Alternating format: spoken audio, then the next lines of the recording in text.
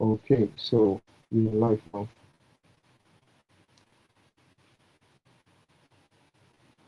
Good morning, Subai. I can see your chat already. Good morning, everyone. Good morning, Subai. How are you doing? Please confirm you can hear me. Confirm you can hear me, Subai. Good morning, Aliyah. Good morning.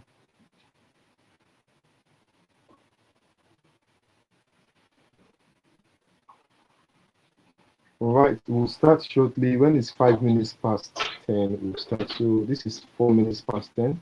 We'll just wait a bit more so that we'll have more audience.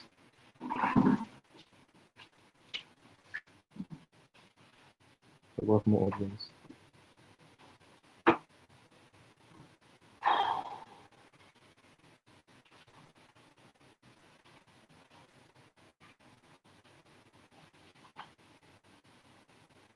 Let's just wait some minutes more.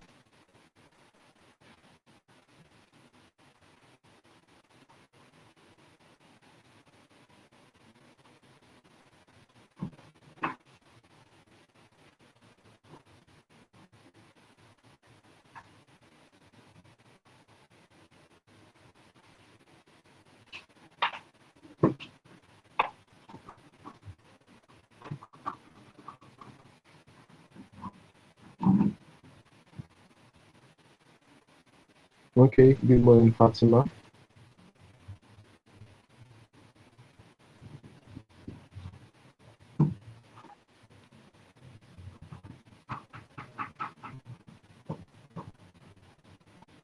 Good morning, Fatima.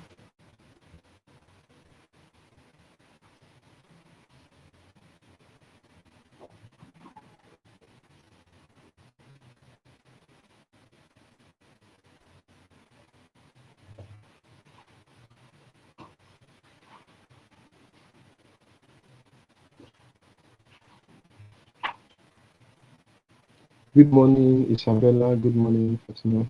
Okay, Ibrahim. I was actually going to lose Fatima, but yeah, I get that. You're welcome, Ibrahim. All right, I think we can get started. I think we can get started. I think we can get started. Um,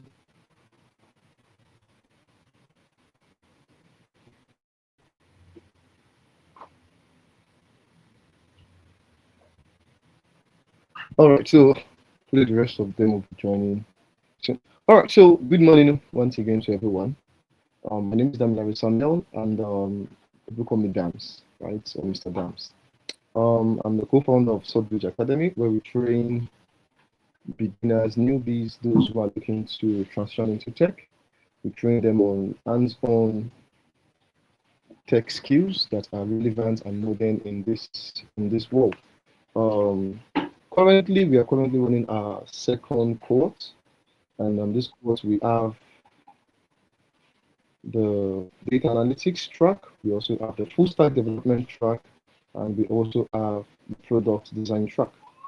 Our next course commences by November, and we'll be extending the tracks to AI and data science. We'll also be having graphics, and we'll be having front end development track.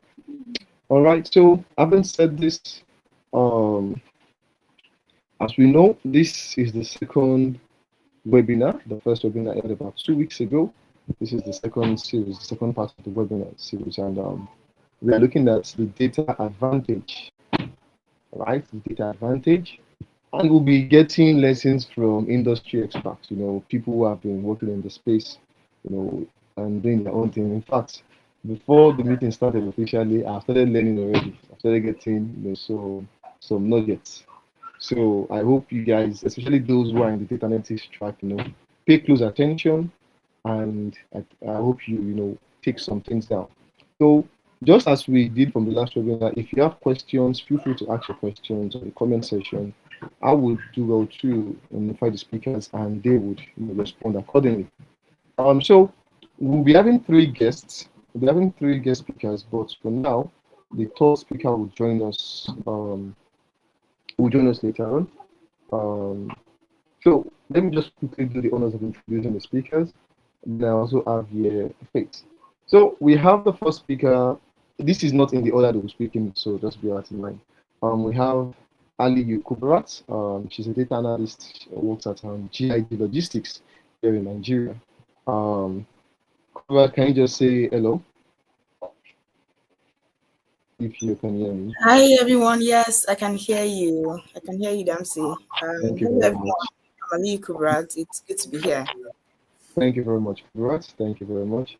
We also have Mrs. Adebukola Oluwa Femi, and she is a business intelligence analyst at the Pioneer Group. Mrs. Bukola, if you're there, can you just say hello to our audience? Hi, good morning, everybody. Good morning. My name is Adebukola. I'm the business intelligence analyst here in the UK, and I'm happy to be with you guys this morning. Hopefully, we'll have a Thank good time as time goes on. Yep.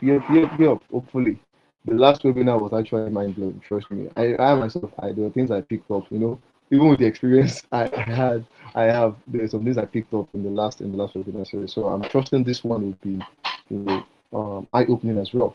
Our top speaker is not here currently, but he will join us soon. His name is Peter Onu. Peter Onu is the senior manager of development and delivery at MTN. His schedule is very, very tight, but hopefully he will join us, and we can also hear from him. Mr. Peter apparently is supposed to be the first speaker, but from our conversation, I think that he will join in 10:15. So hopefully he joins in 10:15. That's in 5 minutes time from now, and then we can hear. Then I also have here Miss Omolara. I think she's joined in as fit. Ms. Amala, can you hear me? Can you just say hello to the audience, to the learners?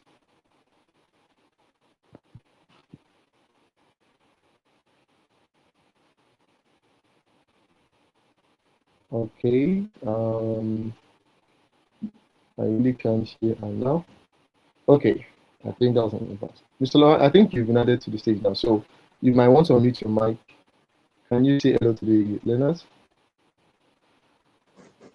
Good morning, everyone. Good morning, Miss Ali Okuburat, Mrs. Adebukola Oluwafe. Thank you for being here with us. And good morning to all our participants, our audience. Thank you for being here. All right. Okay. Um, Okay, so thank you very much. Ms. Malava is our programs manager, at Sudbridge Academy. She's doing a wonderful job. Trying to ensure the structure is kept in place, coordination is kept in place, and the likes. Right. So we won't take so much time because our speakers today, right, they're quite very, very engaged and I mean rightly so. Um, so please don't please, if you have any questions, feel free to drop them on the comments. Don't forget, we'll try to respond, as best as we can. Just as speakers will also respond as best as we can. All right. So anytime Mr. Peter joins, I think I might just have to bring in what's his name, Miss Adebukola, right? So Mr. Adebukola, there's a possibility you come in twice. There's a possibility you come in twice, right? So there's a possibility we start with you. Then when Mr. Peter comes in, because he has a very, very tight schedule, um, I might just have to let him, give his own part of this webinar, that's his own session basically. Then you can come in again before our final speaker, Mrs. Ali, take the floor. So there was something we were discussing, which was very, very interesting. So I think I want to just start with that, before the webinar started, right? Now, this is not about the data advantage, right? So basically, data professionals, right? Data professionals, people that use data. So now we don't have people in the data science domain yet. Probably in the next course we'll have that. But those in data analysis, because as long as we deal with data, right, in different capacities. So you're saying something, you said something before we went live. And I called you a business analyst, and you were correcting me on that you are not necessarily a business analyst, but a business intelligence analyst. So, can we just have a good discussion on that? Who is a business analyst? Who is a business intelligence analyst? What's differentiate them? Thank you, guys. Please, can you hear me? If you cannot hear me, let me know. Yeah, we Am can I hear you. Clearly. am I If you audible? can hear Mrs. Bukola, just Okay. drop a thumbs up, drop a thumbs up in the chat. If you can hear, drop If a you can thumbs hear up. me, please let me know. So we can be on the same page. Just give us a thumbs up if you can hear clearly, just to be sure we're still on the same page. Okay. Okay, so starting from what is a business analyst and a business intelligence analyst in UK, I don't know if it's the same thing in Nigeria, but here in UK, there's a difference between a business analyst and a business intelligence analyst. So you can classify a business intelligence analyst as the same thing as a data analyst, but a business intelligence analyst almost do the same thing as a data analyst, but they do a deeper thing compared to a data analyst. For instance, a business analyst, what they do is they collate information together, they interact with people. For example, in my own place of work, a business analyst, we are migrating. Let me give an example. We are migrating from one data warehouse to another data warehouse, and what a business so what a business analyst does is it goes to each stakeholders, goes to each stakeholder to say, okay, we are moving our data from this warehouse to this warehouse. What do you want to see in your company? What do you want to see in your department? What do you want to see in that warehouse? What are the data you want us to move from that warehouse to another warehouse? What are the things you don't want to see? So what a business analyst does is just to collate information together, to gather them together. Business analyst stands as an intermediary between the company and the workers and the customers. They're just like an intermediary between them. So they naturally does not really do like the data collection. They don't do the data collection. They don't do the data cleaning. They don't do the dashboard. They don't do dashboard, which is quite different from what a business intelligence analyst does. As a business intelligence analyst, what you do is you collate data together. You collate data together from the data source, ensure the data source is reliable. You do your data cleaning, you do your dashboard, you do your KPI. That's the key performance indicator that matters to the business. That's what I do every month. I ensure that each department meets targets. For example, if your target is 20%, and you are not meeting 20%, you have to give me the reason why you are not meeting 20%. And this reason, I have to collate this reason together to present to the board to say, okay, they are not meeting this targets because of this. And is the target we gave, is it realistic? For example, if you are expected to sell a product, if you are expected to sell 60% of a product and you are selling 20% of this product in the first month, second month, third month, and we've done all we could do, that means the target is not realistic. And so we have to sit down and ensure that the target we are setting is realistic. What are the realistic of the target? How is it affecting the labor market? How is it affecting the business as a whole? So these are the things I do as a business, these are the BAU I do on a regular basis. And because I work with housing and community, and customer voices are very important. Customers, no matter how little you are as a customer, you are quite very, very important. We call you our external stakeholders because you are the reason why the business is standing, the business is holding. So because of that, we have to ensure that, okay, what are the customers? How best can we listen to our customers? And how satisfied are the customers with what we do? How satisfied are they? Do they like our products? Do they want us to change one thing or the other? Like our customers are tenants. Do they, for example, do they love the way we handle our ASBs? Do they love the way we handle our communal areas? Do they love the way we handle their complaints, their repairs and all? So all these things are collated together, and this is what I do as in our day-to-day, in my day-to-day, what's it called? Let me know if you have Yeah, Let me know if you yeah, have comments and at any time so that I can just pause and yeah. attend to it before then. And We'll definitely this ask you a comment. Um, sorry. I thought we definitely will have questions. Yeah, I will have a question. I have a Okay, question so already, but okay. I'll get there shortly. I'll get there shortly. So, um, guys, if you've been listening to what Mr. Debo have been saying, just type yes. Just type yes. Just type yes if you've been listening closely to what Mr. Debo have been saying. Just type yes. All right. There's something you said that really caught my attention. You said, the business intelligence analyst and business analyst. Business analysts, they don't even deal with dashboard at all. They don't bother thinking about dashboards. No, You they know, don't. they are more concerned about, okay, getting the job done. And Yes. we'll get there. This thing, because I have, like, Mr. Peter Onu just joined us now. Mr. Peter Onu, he's done several things, like vast experience, in different areas, but of course, as a business analyst. Mr. Peter, can you hear me?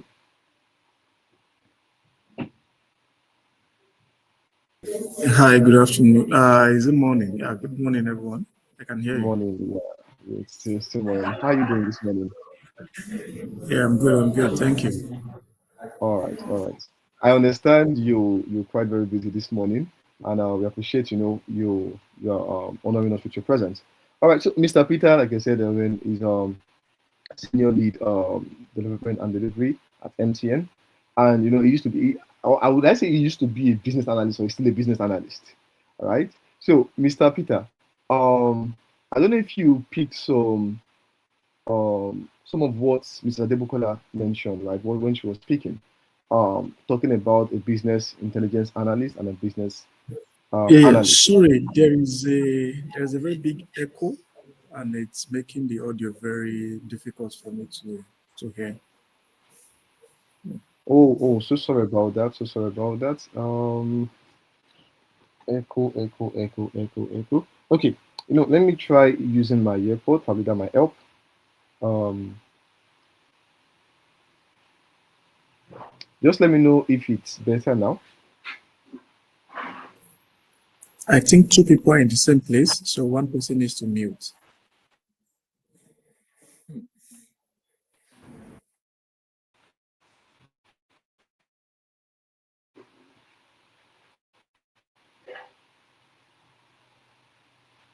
Okay, I think every other person is muted. I think every other person is muted. I think every other person is muted. Um, I think every other person is muted. Okay, is it better now? No, it's not. You sure? It's not. I The just switched to mute my is sure. the mute. I need to mute. You have to mute the system audio itself. If there are two people in the same place, one has to be completely muted from the system.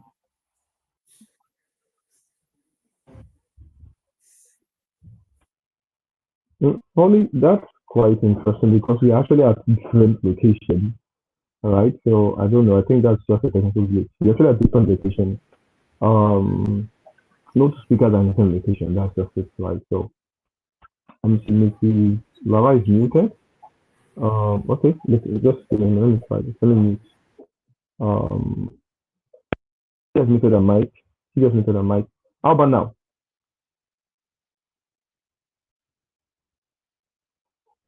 She just muted a mic. How about now? Is it better?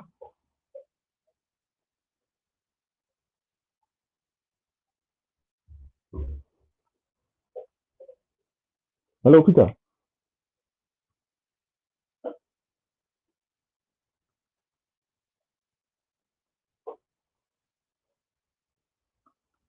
Peter, can you hear me?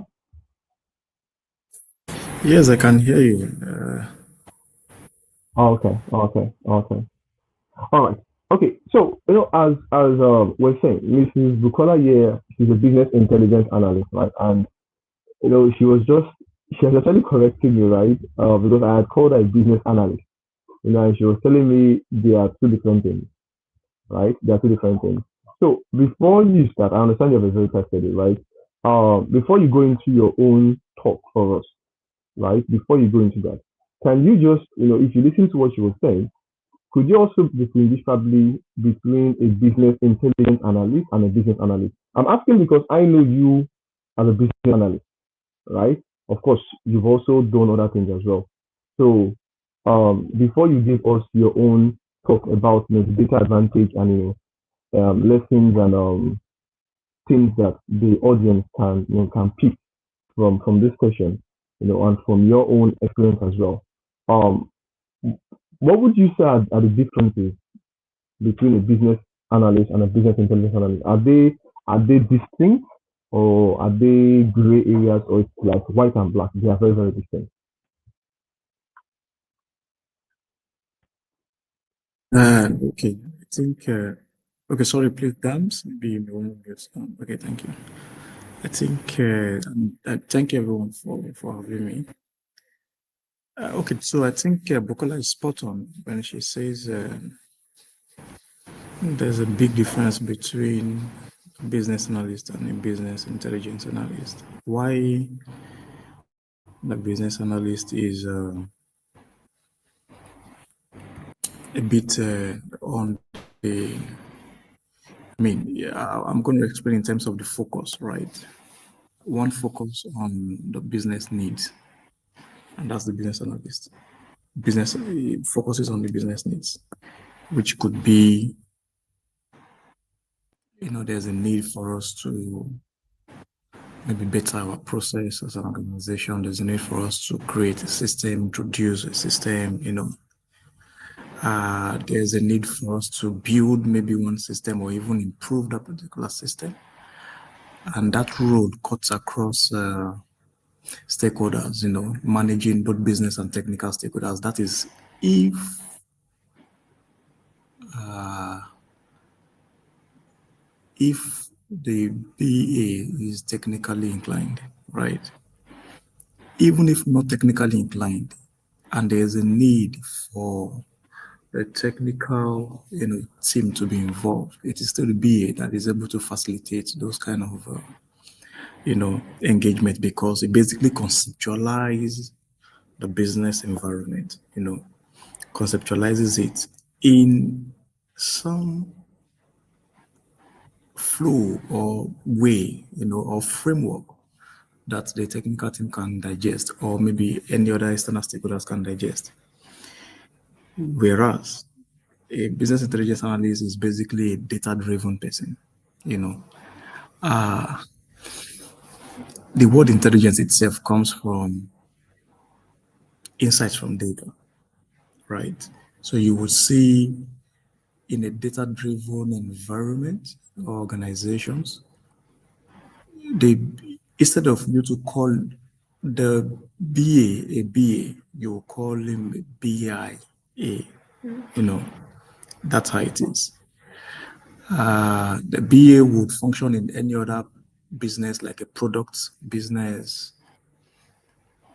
but a BI would function in a data processing environment. Maybe even still in the bank, but maybe you will see them on the revenue assurance side, because they deal with number, they will report it. And so if you see, if a BA is recruited by an organization into a revenue stream department, for example, definitely his role is going to change to a BI, because he's going to be playing with the data, and he's going to be deriving insights from the data. He's going to be transforming data, and he's going to be bringing out some actionable, insights for decision from the data. So you see that this time around, it's not necessarily specing anything for anybody to consume, unlike the ad hoc BA, whose role is to conceptualize process, optimize process, communicate, this process, and get it to the external stakeholders that needs to consume it. But this person is basically getting his or her hands dirty, in data itself. He collects data, he cleans up the data, he analyzes the data, he's able to identify the trends in the data, he's able to, put up some performance metrics, So it requires a couple of skill sets, than a typical BA would have. But then BAs have also skilled up, So depending on the skill you have as a BA, you can either function as a BIA, or you function separately as well. Okay. Thank you very much, Peter. Thank you very much, Peter. Now, from what you said, is it safe to say a BIA, that is a business intelligence analyst, is more grounded, right? Is more grounded, probably more skilled, probably technical skills than a BA, because from No, what no, you're no, saying no, is like, no, no, no, no, no, no. It doesn't actually have to. You see, the BA is the heart of any organization. In fact, in the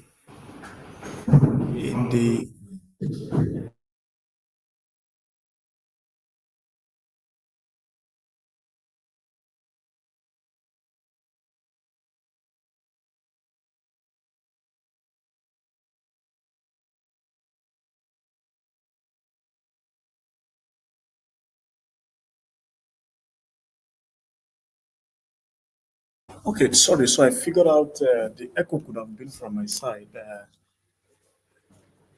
because I'm in a.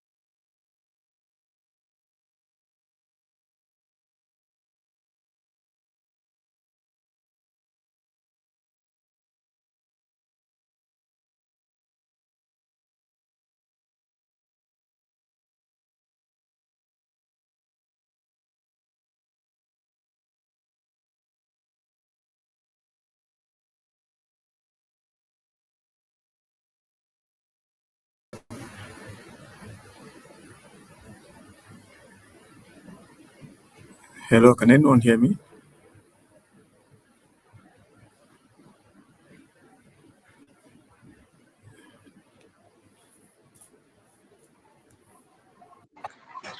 I can hear you, sir. Yes, I can hear Okay, you. thank you.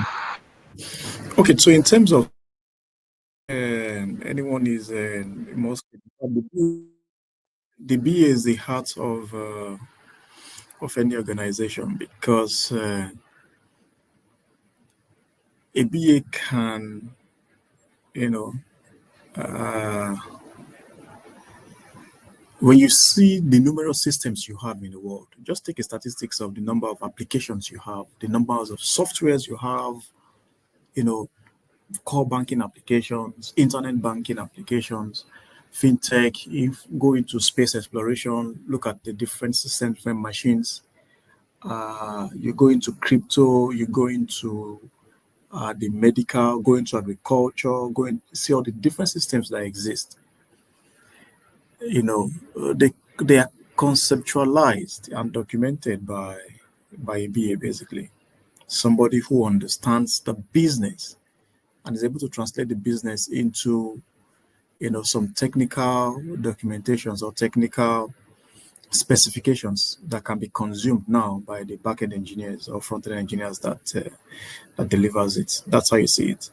Why a BIA is basically an inside person, just data, right? Just data. So when you look at the totality in terms of reach, right? A BA might be able to function as a BIA if he gets into a data processing environment, right? But a BIA might not be able to function as a BA, and I think that's one is just a superset, right? The BA is the super umbrella, while the BIA is just a niche, within that superset, within the data industry, basically. So the skill sets that BAs have also varies across the different industries they play. Why the BA within energy sector will be completely different from the BA within fintech because of the tool sets and the skill sets of that they possess or that is within their reach, to deliver on their work.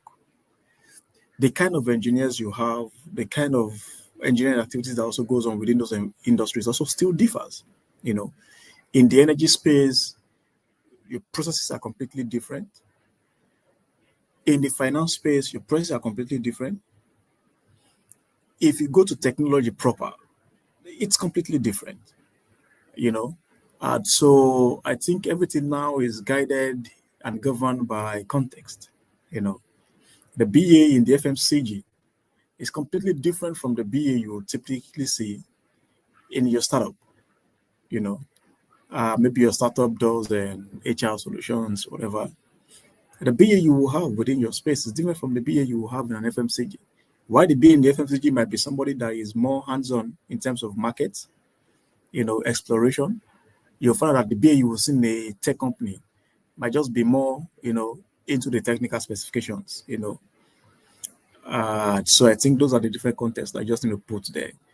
And that's why when you pick this subject of business analysis, you need to identify an industry. I always say it. You cannot function optimally when you don't have an industry you identify with. You cannot come as a blanket business analyst or a blanket business intelligence analyst, right? There must be an industry you associate with. Now, that industry is now what drives your expertise, and that's what you build up, to become the best of yourself. There's no blankets, whatever. But again, the beauty of it is as we skill up, based on experience and expertise we gather across different initiatives that we've taken on over the years, you find out that you now look more omniverse, you look more versatile. Since you've touched the different industries, and then the aggregate of your knowledge then becomes something that is big enough. And I think I'll stop there. I'll stop there for this. Thank you.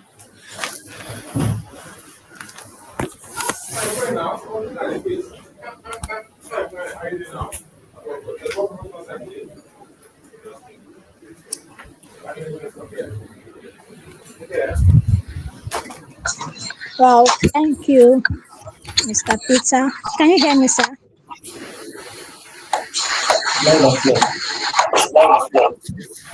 Okay. So I was thinking, because I studied data analytics and I just started studying it, did a bit of data science, and I was thinking, it's something that you could just fall into any industry and do well. Is it not to just analyze their data? But from what you have said, it means that one has to look for specific jobs in specific industries. That's of your choice, of course. Probably, I study food science and technology, so probably look for jobs related to food science and build on it. Of course, I've always heard of domain knowledge, but I can't hear can you. you You are hear me, sir? skipping. I can't hear you. You are skipping. Oh, wow. So I was just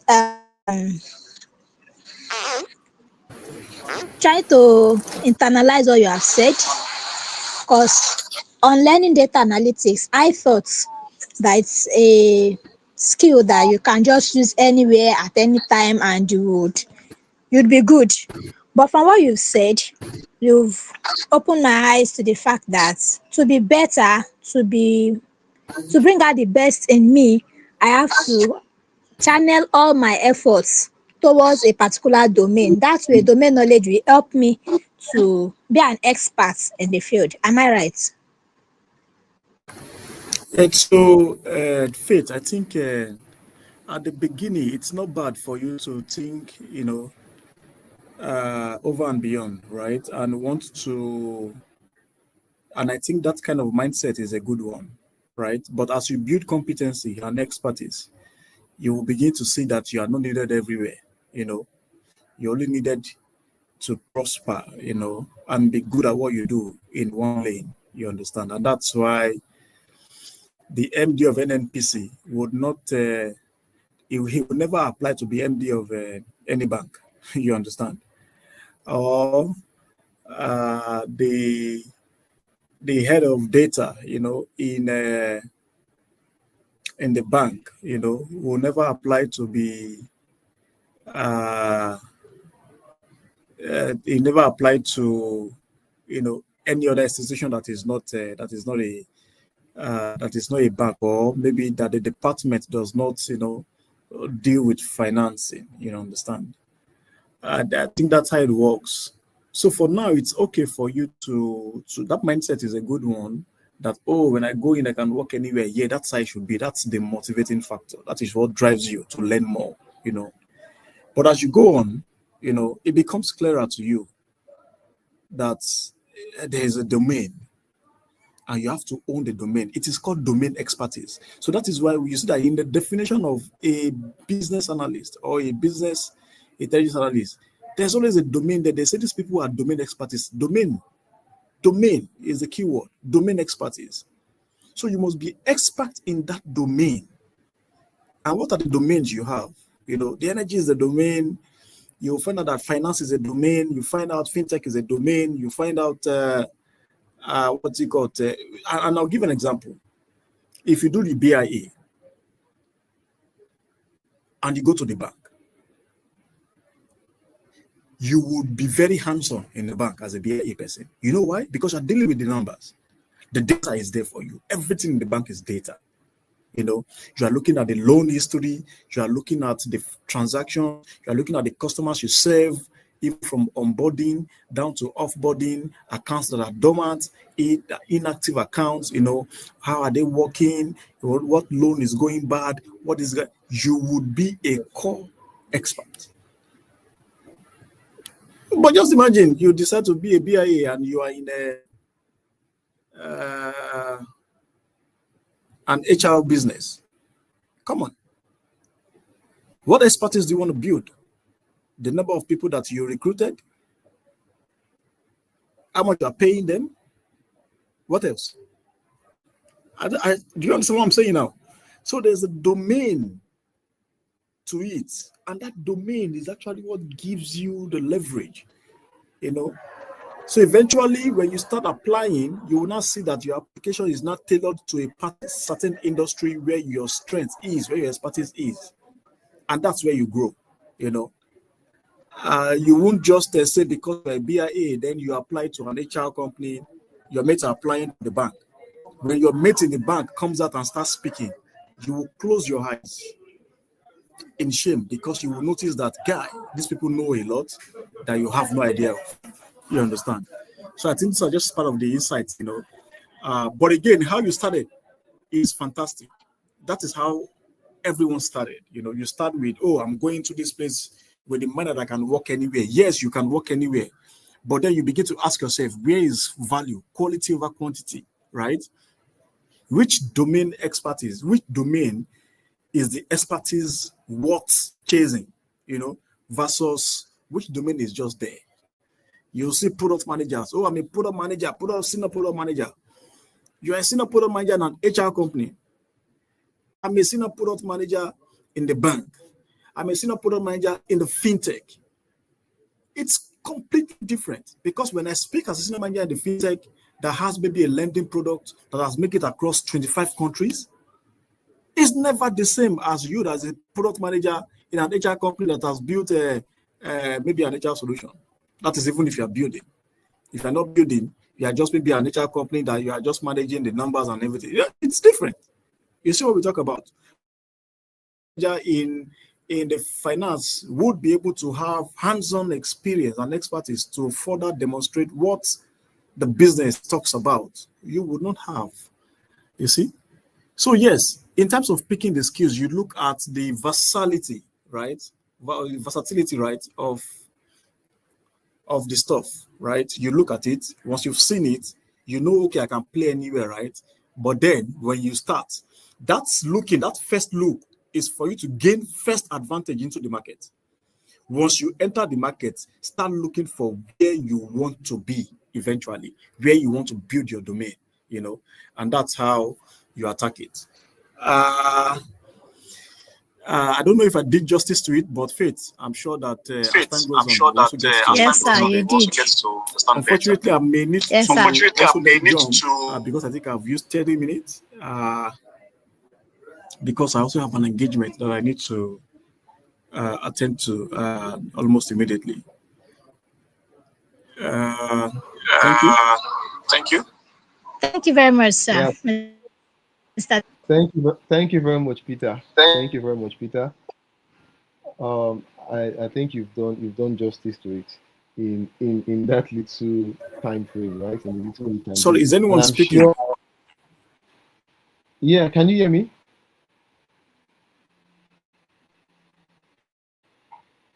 Oh, can you hear me?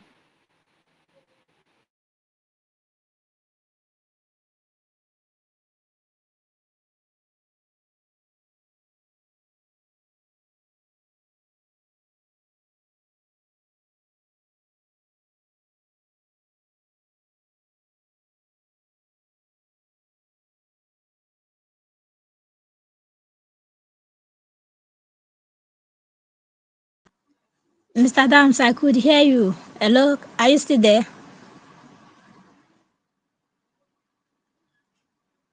Mr. Dams, can anyone hear me, please? Yes, I can hear you. Yes, I can hear you. Oh, okay. Thank you, ma'am. Okay, while Mr. Dams is not here, participants, please, if you have any question, drop it in the chat box. We'll pick it up from there. We appreciate Mr. Peter for the insights. I never knew. I thought as a business analyst, I can work anywhere and that would be it. But I've learned something and we are here to learn more. There's no end to knowledge. You learn, unlearn, and relearn. Thank you once again, Mr. Peter, even though he's no longer here. And I would call upon Mrs. Adebokola Oluwafemi to pick it up from where she stopped earlier. Thank you. Right. Thank you for having me back. Thank you. Can you hear me? Can anyone Yes, hear me? ma'am. Can anyone hear me? I can hear you. All right. So let me continue from where I don't know where I'm hearing my voice back. Is it me or is it the echo? I don't know. I don't know. Something is off, kind of. Can you hear me now? She has muted. She has Still muted. hear you. Okay. So, um, to continue with what I was saying, as a, I'm so like we are all here. We are all here to learn. Like what Mr. Peter said. Focusing on one domain. I've worked in banking industry as a data analyst before. I think I spent 2 years working in banking industry as a data analyst. I've worked in the educational sector as a data analyst for 4 years. And at the moment, I'm working in housing and community. So I don't know. I think because here in the UK, the business market, as an analyst, business analyst, business intelligence analyst, data analyst, what's it called, is quite competitive. You can imagine you applying to a job and having about 100 applications, 1,000 applications, and they only want to recruit just one person. So, speaking of concentrating on one domain, it's good. It's good because now if I'm talking as an SME means as an SME in the educational sectors, working for 4 years, you will know I know what I'm saying. But when I joined the housing and community, I was a bit skeptical, like, what am I here for? But as time goes on, I started integrating myself integrating myself into the system, which now I can categorically say after 3 months of working, after 3 months, after joining them for over 3 months, I can tell you, I've been there for, I'm clocking a year now. I can tell you, as an analyst, I think it depends on the skills you have. What skills do you have? What skills are you going in with? Do you have the required skills? Because as an analyst, tools comes in every now and then. There is now, I recently learned about tools for visualization that is called Stigma. And Stigma is a tool. Before, we all base our visualization, our dashboard on Power BI, on Python, on Excel. But there are better tools coming in now. For example, we've got Stigma, we've got ClickSense, we've got ClickView. ClickSense and ClickView are the same thing. We've got Tableau. We've got a lot of tools coming in now. We've got Databricks that are coming in now, because I'm presently using Databricks for my visualization, for my data cleaning and the likes. Different skills. So as an analyst, I don't think you should base.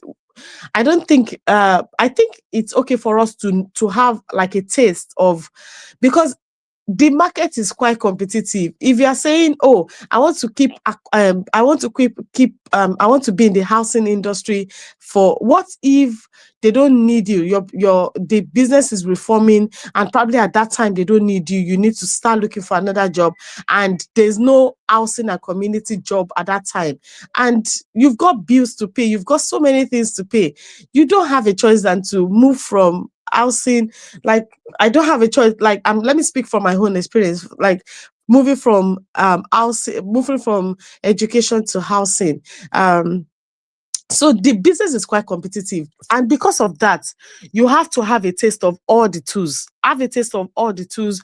Ensure that you upskill yourself to the basic of what they need. For example, if you're good in Python, hold on to it, because at the moment, a majority of the companies are actually looking for Python, people that are very good in Python, because AI is taking over.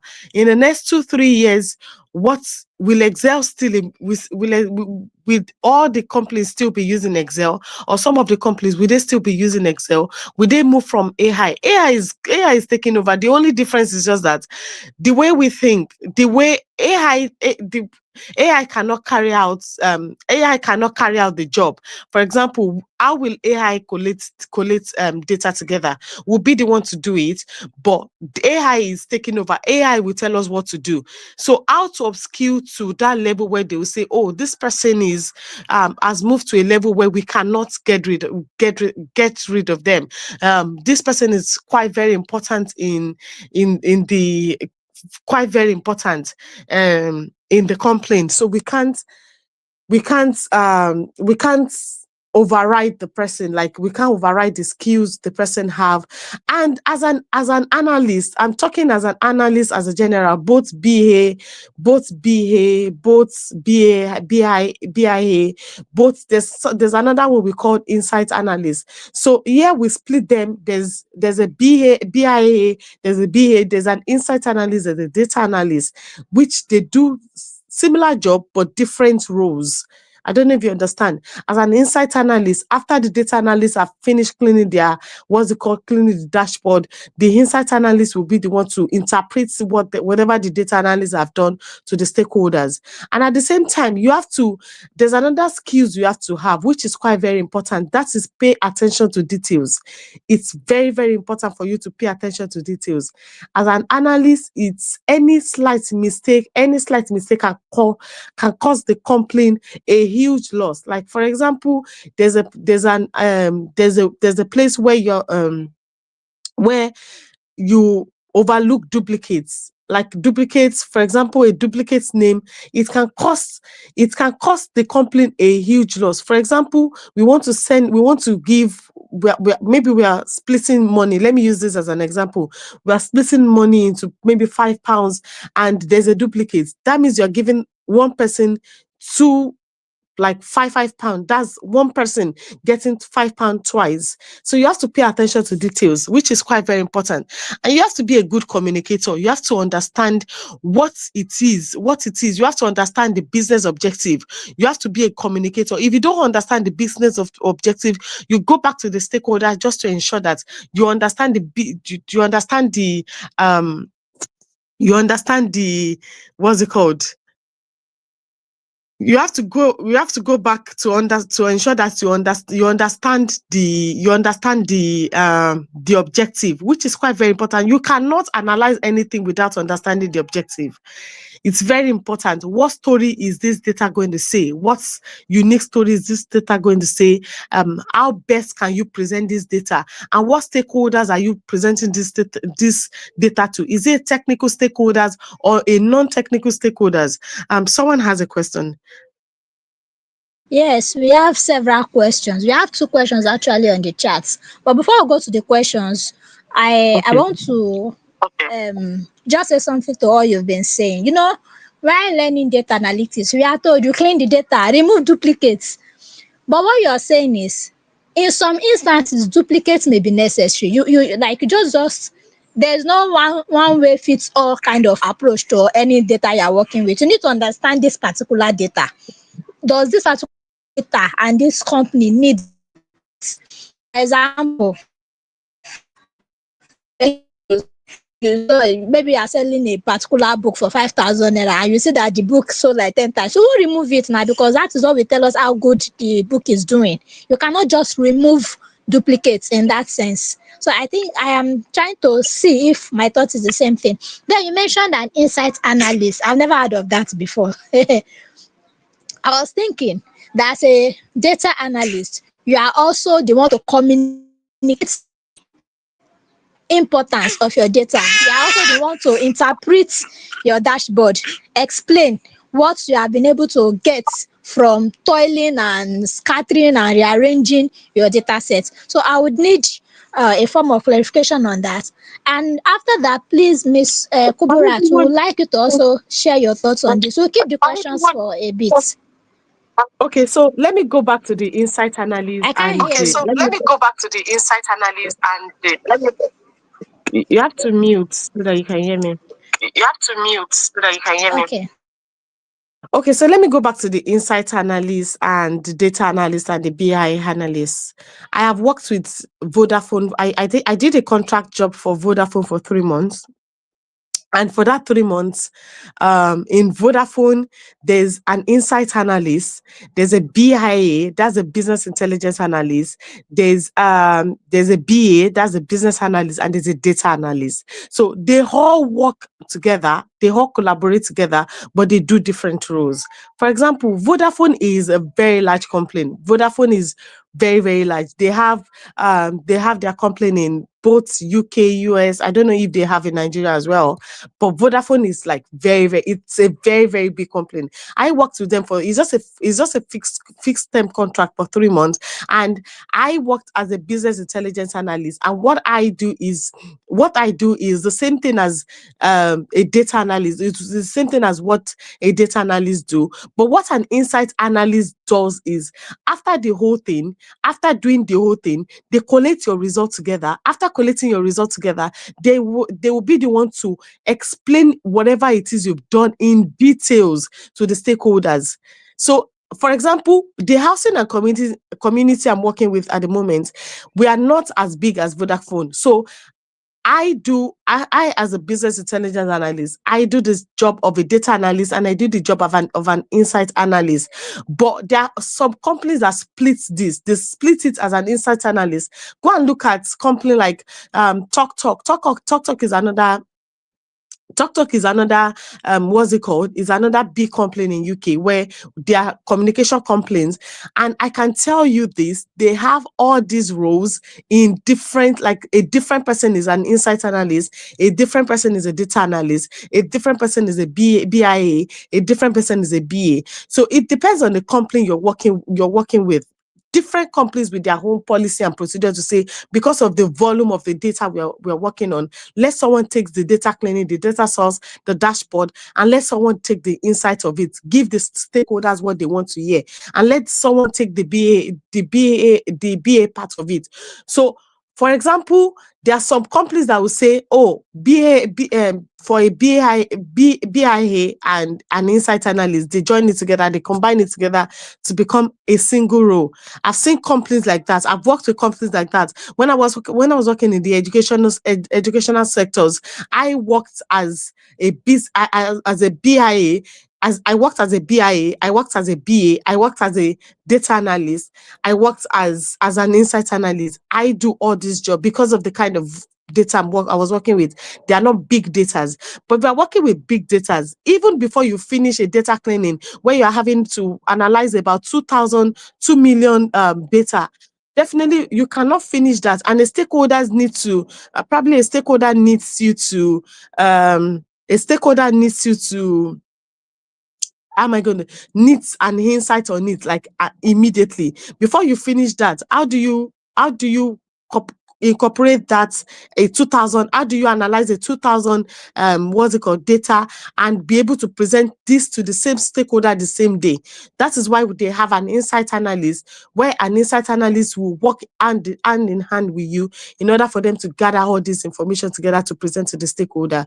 I hope I was able to answer that. I hope I was able to answer that, Mrs. Faith. Yes, ma. Yes, ma. You did. You did. So call on Miss Ali Kubra to give our own insights on the matter on ground. Okay. Hi everyone again. So I think Adebukola has already said so much about this. I understand that in most companies we do not have insight analyst, right?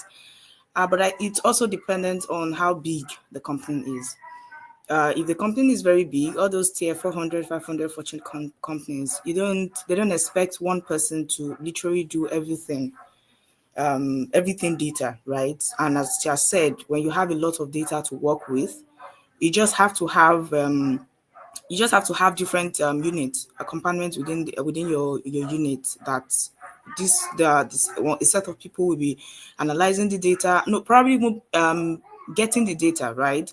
The set to be doing more of the exploratory data analysis, and we have some sets that will do the to analyzing what has already been cleaned and all of that. But but in Nigeria, because I know we have young entry level role here right now. So if I'm speaking to you, I would say learn everything. Yes, yes, it might seem like it's not a lot. You should know everything.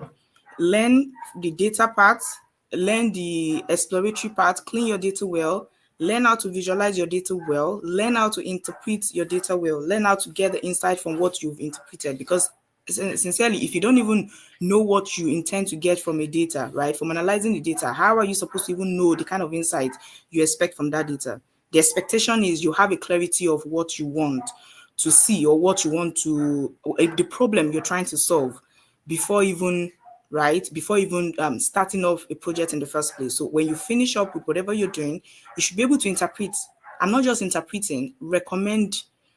You have to also give a recommendation of what is expected from what you've interpreted, right? So in Nigeria, especially speaking from Nigeria and speaking with what the experience that I've had over the years, I would say learn everything. Yeah, that's what I have to say on the subject matter. Thank you. Okay, so I would pick up some of the questions in the chat box and I will ask or like to hear the views of both speakers. So our first question is saying that what is the exact difference between business analytics and data analytics? Ms. Kubra, let's start with you. The difference between data analytics and business analytics, because it has been segregated during the course of this discourse, and there seems to be a form of confusion here. Is it the same? Is it different? What exactly are the differences? Sorry, is it difference between data analyst or BIA? Because it's I think the question says BIA, or is it BIA or BA? Because there's That one business is another analytics. question. Okay. That one is another question entirely. So this question is from Alapa Fuja Kudus. What is the difference between business analytics and data analytics? Okay, I think you said Kupra to start. So when she's done, I can give my own insights. Okay, Miss Bukola, Miss Kubrat, let's hear you first. Okay.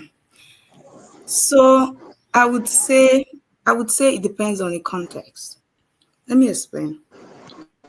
So there are companies. There are companies that put out ads and tell you they need a business analyst. When you check the job roles and the responsibility entails for that particular employment, you will discover that it's more of a data analytics role. I think most companies mix this up. They mix up the title the same way that most people get confused about the title. That's the same way some HRs also get confused about the title of what we do, right? And that's why I would say, yeah, have an idea about so many things. Just pick. Just know what thing it's about. Just know what this is about. Know what this is about like that. It helps. So if you say business analytics, in the technical terms of things, right, that would just mean the business analytics part of data. I'm a data analyst. I know how to analyze my data. I know how to do this. I know how to do that. Then I'm able to get a management, a business insight from that data that have been analyzed. That is the analytics part of it. Analytics is a process, not like the person, right? It's not the individual involved. The individual involved is a business analyst. So they are not the same.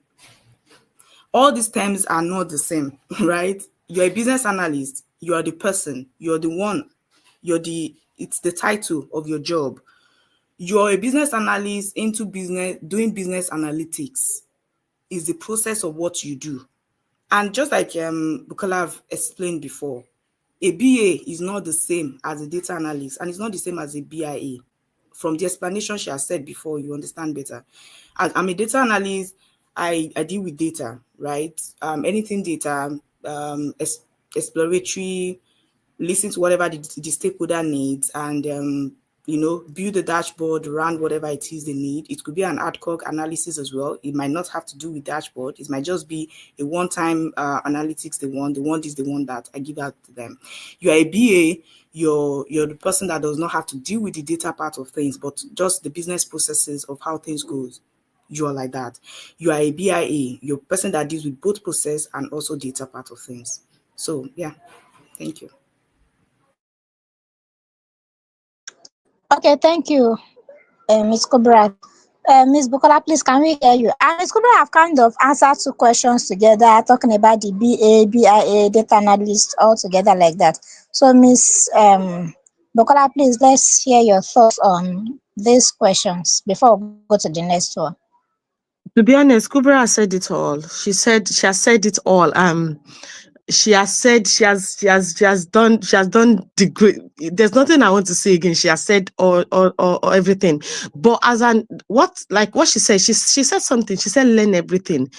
It's very, very important. I've seen a business analyst. I have a friend that is a business analyst that is doing data. And I'm like, oh, you're not supposed to do data. And she was like, do you know how many we have? There are just about 6 or 7 employers. Like, the business is just upcoming. And as a business that is just upcoming, and you are the only analyst. There's even a job in UK that they call just analysts. You are just analysts. They call them analysts. So as an analyst, you have to have a knowledge of a commercial analyst, product analyst, HR analyst, BA, data analyst. You have to have a knowledge of that. It's just a way of saying you are how am I going to say it? You are a banker. You have to know how to count the money. You have to know how to give out the money. You have to be the one to count the money, give out the money. You have to be the one to ensure that your what's it called? It's up to date. There's no credit or loss.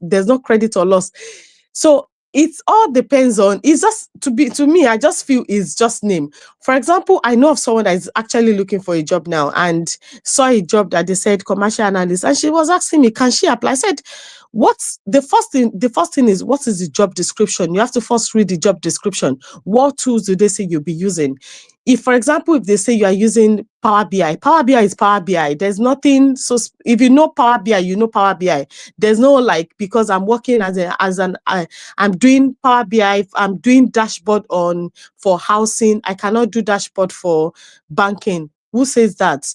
It's the same Power BI. It's just that you have to first understand the objective of it. What's the objective? What story is this data set telling? As an analyst, you have to be versatile. You have to be able to, you have to be versatile. You have to be a critical thinker. You have to be able to think, okay, what story is this story going to be? As a BIA that I am, I give recommendation most of the time to say, okay, because of the nature of the visualization I've done, because of the insight I'm given, this is the recommendation I'm going to give. And when I present this to the board, I give room for answers, room for questions, feedback to say, okay, based on what I've said, what do you have to say? What do you have to say? And then you do like a follow-up to ensure that your recommendation is working. For example, if you give a recommendation and the recommendation is working, you have to still go back to the drawing board to say, okay, this recommendation that I gave wasn't working. How best can we make it work? Or what can we do? What adjustment do we need to give to this to ensure that it's working? It's quite very, very important. So like she said, ensure that you know it all. Know all the tools. Tools are coming out every now and then. Every now and then. Now like last week I heard about stigma, and I'm like, okay, how can I meet up to this stigma? How can I learn this stigma? And there are a lot of resources that can help you. There is YouTube. YouTube is one of my go-to. Most times when I'm stuck, YouTube is my go-to. Like, okay, YouTube, there's a lot of resources that can help you. There's network, there's training that can help you to ensure that you are upskilling, you are meeting up to these expectations of the complaints. And to be honest, because of the market, the volume of applicants these people are having, they are kind of choosy. They ensure that you have, even if they don't want to, even if you are not going to use that tools, they want to ensure that you have the knowledge. Do you have the knowledge of Python? Do you have the knowledge of SQL? SQL is an important tools in UK that we use every now and then. Is what we use to query our database every now and then. Do you have these skills? Can you query data? Can you query the database? Can you join the tables together? SQL it's one of, in fact, if you want to be like an analyst, I really don't know too much about the analyst in Nigeria, but I can ensure you we are doing almost the same thing. We are all working with data. The tools we might be using is quite different, might be different, but we are doing the same thing. So ensure you learn it all. Let me just round it up by saying, ensure you learn it all. Thank you. Okay, thank you very much. Ensure you learn it all. So as new things keep coming, we keep learning. It is all with us. All right, I understand that we just have to upskill at every point in time. And that will bring us to our next question. So this person, Ibrahim, is asking, please, I want to know how BIA sources data and how did they verify its quality and accuracy since the data is being sourced by yourself. So the question is, how do business intelligence analysts source data? And how do you verify? Is wanting to source data, is wanting to be sure that it's working. I know you can scrape data from internet, depends on what you are working on. You can have data given to you by your stakeholders or the company you are working for. But how can you verify its quality and accuracy? So that's the question. Let's have Miss Bukola. No, because I'm the BIA, so I think the question is my question. I don't know. Is it me? Okay. Am I answering the Yes, please, question you or? can go ahead. Okay. So where I work, where I've been working, we have a data source. We have a data warehouse. We have a data warehouse where every individual keeps their data in the complaint. So we have a data warehouse. Data warehouse is just the same thing like warehouse. where if you are working in a warehouse where you keep your stocks, it's the same thing as data warehouse. Data warehouse is where you keep the data. So each department have their own. For example, in our own data warehouse, we use MRI. MRI is our data warehouse. Asset department, there's a place where you keep your data. The housing department, there's a place where they keep their data. The customer service, there's a CRM where they keep their data in the same data warehouse. So if you are, for example, you are asked to analyze the data for a custom, you are asked to analyze a data from, let me say, customer data. You should know you are extracting that data from the CRM in the MRI from the customer database in the same MRI. It's just like you having a purse where you keep, there's a place where you keep your, there's a place where you keep your money, there's a place where you keep your phone, there's a place where you keep your, there's a place where you keep your food and the likes. It's the same thing as data warehouse. Each complaint, it's just like a bag, but different purses. So in order for you to get there, the first thing is when you even start as a data analyst, they will give you access to all where this data is. So I have access to where the asset department kept their data. I have access to where the customers service keep their data. I have access to where, so you have access to where you keep all this data. That is where I'm working at the moment. And I'm going to give you example of when I worked in Vodafone. When I worked in Vodafone, I worked in their fleet. That is their fleet. I worked as their fleet data analyst. So all I need is just an access to where the fleet people, where the fleet teams keep their data. That is the only place where I need access to. So from there, you could know that if another data is coming from another source, for example, if someone is just giving you this source, for example, a stakeholder is giving you like a data for you to analyze a data for them, different from a data that you have to question it. You have to question it, ensure that this data is actually coming from the right source. It's coming from, okay, this data, where did you get the data from? It's good. You can question data. You can question where the data is coming from. You can question whoever is giving you the data. If you are not sure, you can question it. Where's the data coming from? How will it affect the company? It's quite very important. How, if I analyze this data, does the person is it a personal data? Is it what you just want me to analyze, or is it a company data? And as an individual, as a stakeholder, you are not meant to give like a data, you are not meant to give you like a data outside your data warehouse. It has to be in your data warehouse. So whatever it is you're doing, it has to be in your data warehouse. For example, in my present place of work, if I go into like the asset department to the assets data warehouse to get data, if I'm getting the data out, it will register that I came in, I log into their warehouse at maybe so time, and I logged that at this so time, and this is the data I extracted. And all this is just for us to ensure who has access to the data, how are they using the data, what are they using the data for, which is quite very, very important. And the accuracy of the data. The accuracy, you have to ensure the data is accurate. It's accurate. For example, if I'm working with the customer's demographic, how accurate is it? The age, does it correlate with the age of the person? Their religion, you have to ensure that all these things are accurate based on what you have. Ensure you check from what you have to what is in the data warehouse. And like I said before, you can question data. It's very, very possible for you to question data. And how to know that the data is not accurate, or if the data is accurate, is for you to pay attention to details. Are you paying attention to the details? Do you even know the details you are paying attention to? It's very important. Paying attention to details as an analyst is quite very important, or else it will cause the customer a huge loss.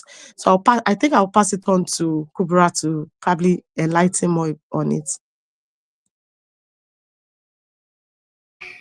Yeah.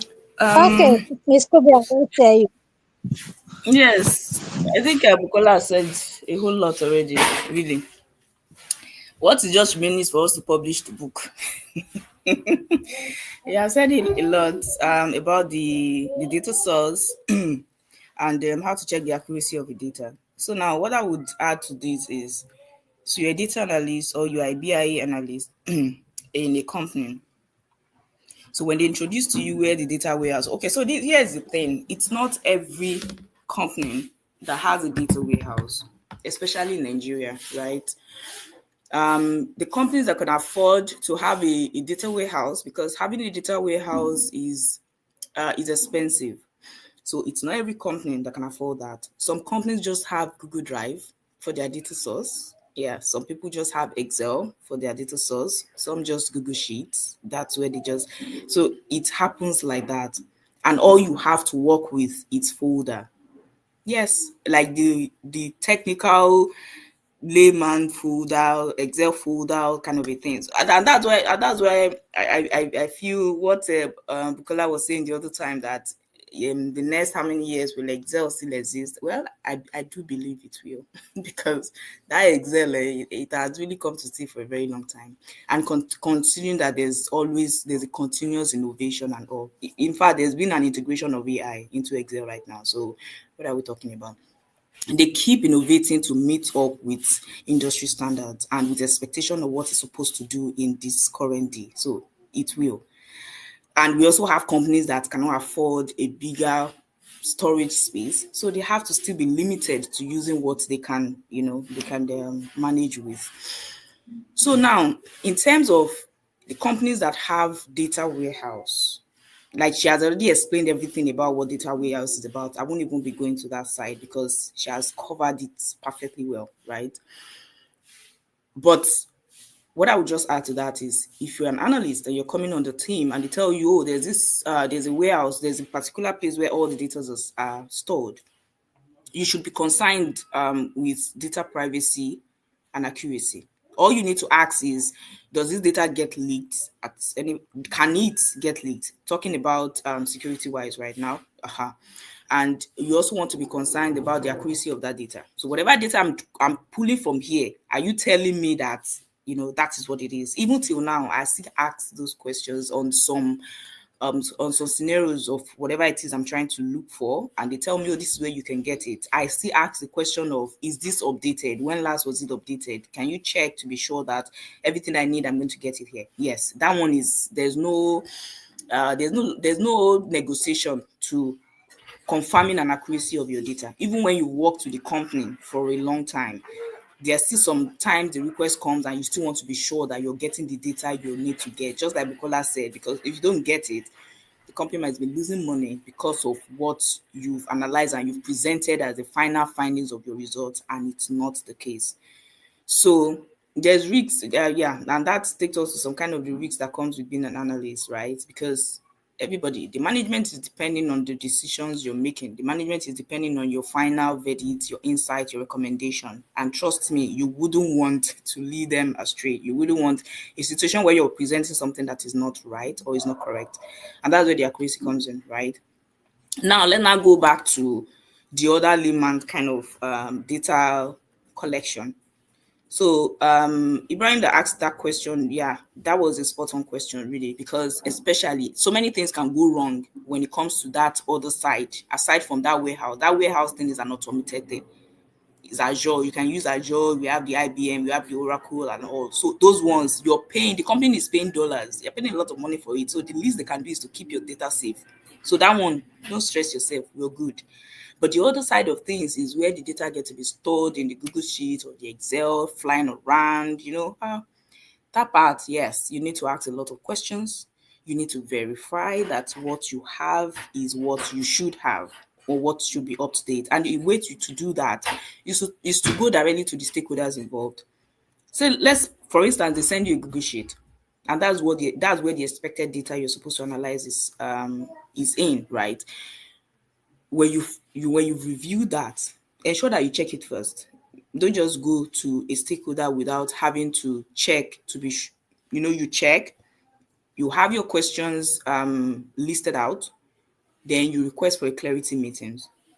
A clarity meetings is what you have when you're not sure of something about a request that you've been given and you need more information about it. So when you request for the clarity meetings, you have the meeting with the stakeholders and ask whatever questions you have. Please don't hold back, just ask. it's always important to have all that you need than to assume that this might just be it. No, don't do that.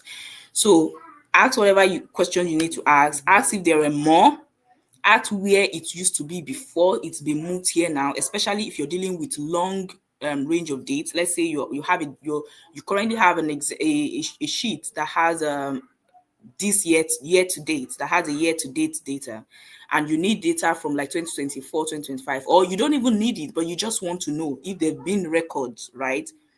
Ask those kind of questions. You should want to know. Ask how, if it's possible for that data to be manipulated. Ask if it's possible that somebody did not input a date and you can just come back and manually do that. Is it possible? And even if they tell you it's possible, you ask if there's any way that could have compromised whatever data you have, right? So these are some of the questions you want to ask, and most of this thing boils down to the traditional way of saving data or assessing data. I've once worked with a company that was the mode of data source, right? Either with the sheets or with the Excel. And they were, trust me, there used to be much more questions asked.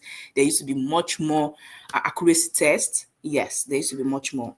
In fact, we go all the way down the lane to the partners, just to get all that's needed to be gotten. Sometimes we spend weeks trying to just ensure that the data is accurate, and what we've had all along is actually accurate. But just because you need to be sure, like the double check, triple check to be sure that what you have is what you should have. So thank you. Okay, thank you, Bukola. Thank you, Kubrat. You've been doing a great job. We appreciate you. We appreciate your expertise and your everything. Thank you.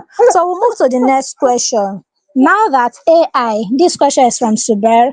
Now that AI is taking over every part of tech, do you think learning tech skills in present day is really necessary? Like, if AI can do it, why should I learn how to do it? That's the question. Even this data exploration we are talking about, there is one I learned about one AI. Is it justice or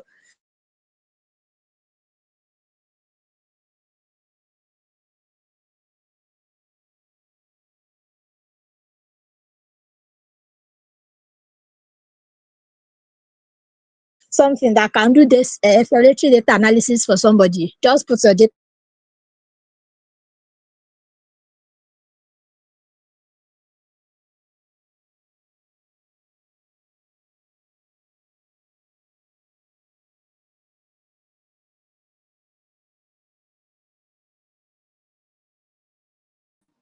Hello, can we hear me?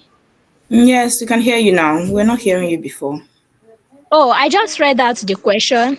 I said the question said is from Suber. It said, now that AI is taking over every part of tech, do you think learning tech skills in present day is really necessary? So I was given an explanation or an example that there's this, is this justice AI or something? It's not justice, but a name around that part that does exploratory data analysis. Just put in your data and it will do your data and exploratory data analysis for you. So is it really necessary to learn this skill? Somebody is asking, or should just leave AI to be doing its thing while we face somewhere else and do something else that AI can supposedly not do?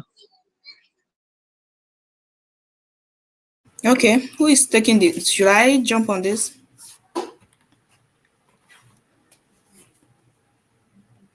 Hi, do I have the Yes, go ahead? you Yes, can. okay. All Yes, right. you can. Yeah, sure. So, what I will say about this, right?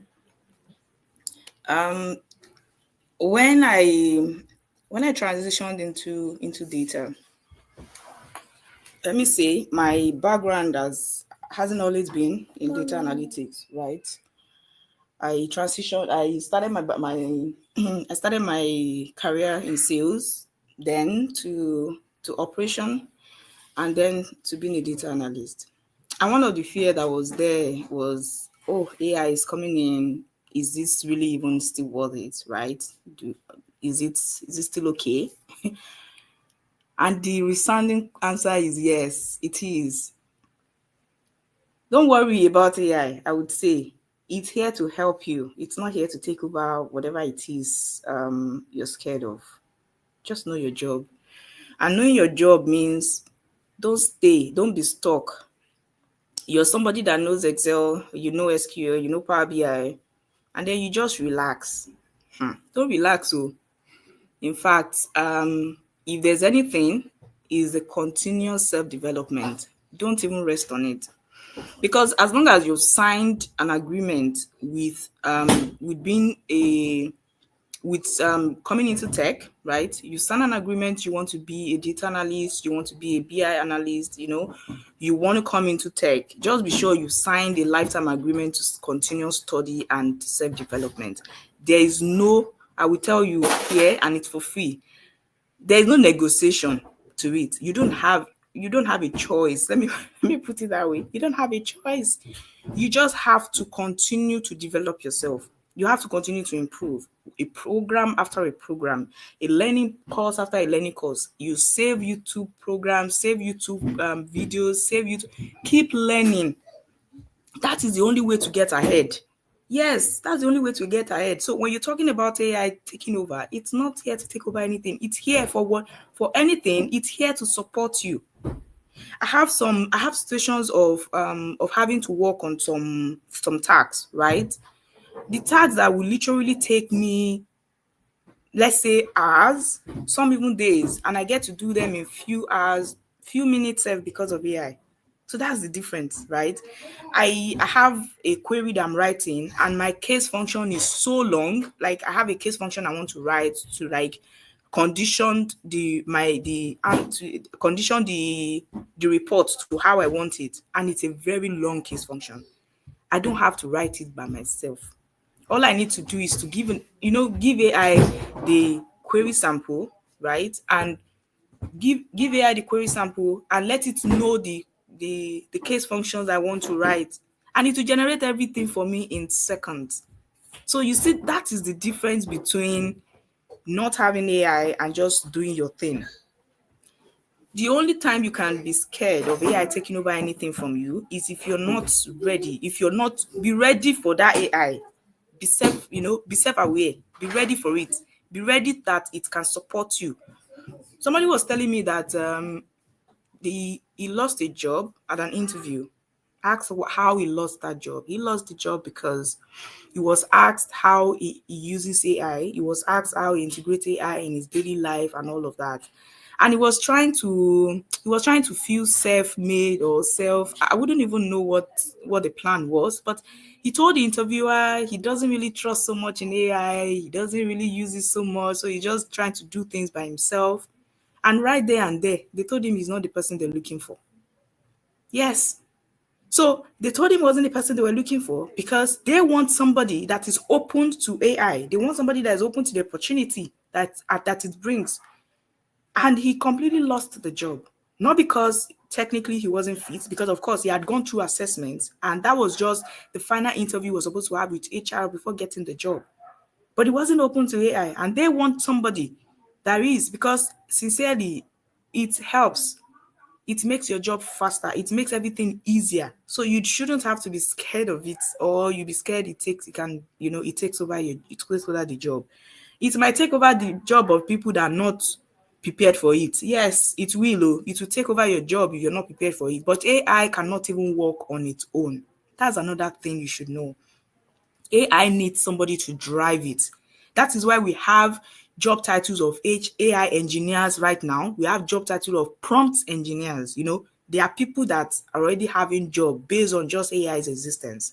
There are jobs that are springing up, and there will be more in the future that will spring up only on AI. Just how do you just know how to use AI and they come and work for us? That's all some company wants. So if you know how to use it well, you wouldn't tell stakeholders. AI will not have a meetings with stakeholders. AI cannot operate. There are some things that you yourself you will know. Don't worry, you will get there. You will get there. You will understand what I'm saying here. Like, AI will not be able to do some things like that a human being, that a skilled analyst or a skilled BIA will be able to. It can only support you. And if you know that, it will be good for you. Just keep learning, okay? Thank you.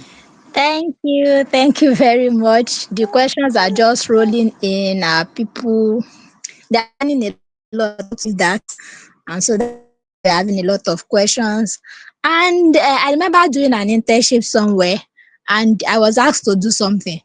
So by the time I came back and I gave the reports, I did it. And so I have to tell them, please, sir, I used AI to do this. The thing is, what's the amount of me? Who doesn't? So in this age, who doesn't? It makes your life easy. I find this even very difficult to go to Google now. If I want anything, I'll just go to my AI.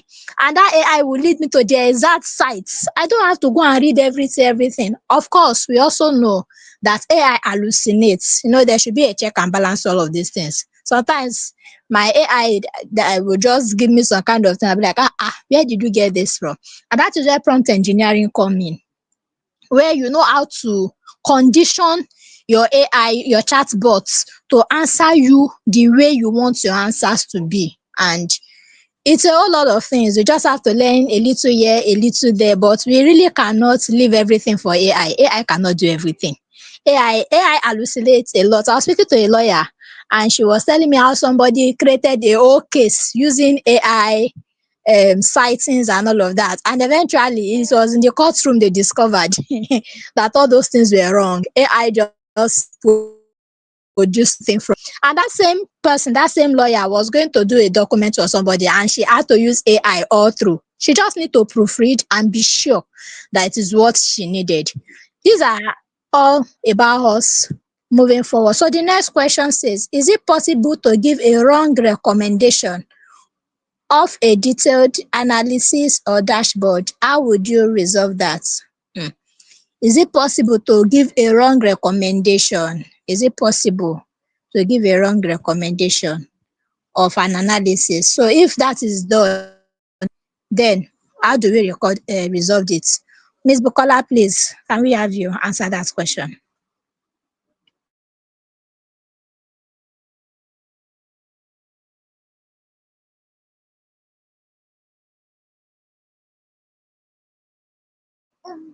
Ms. Bukola, are you there?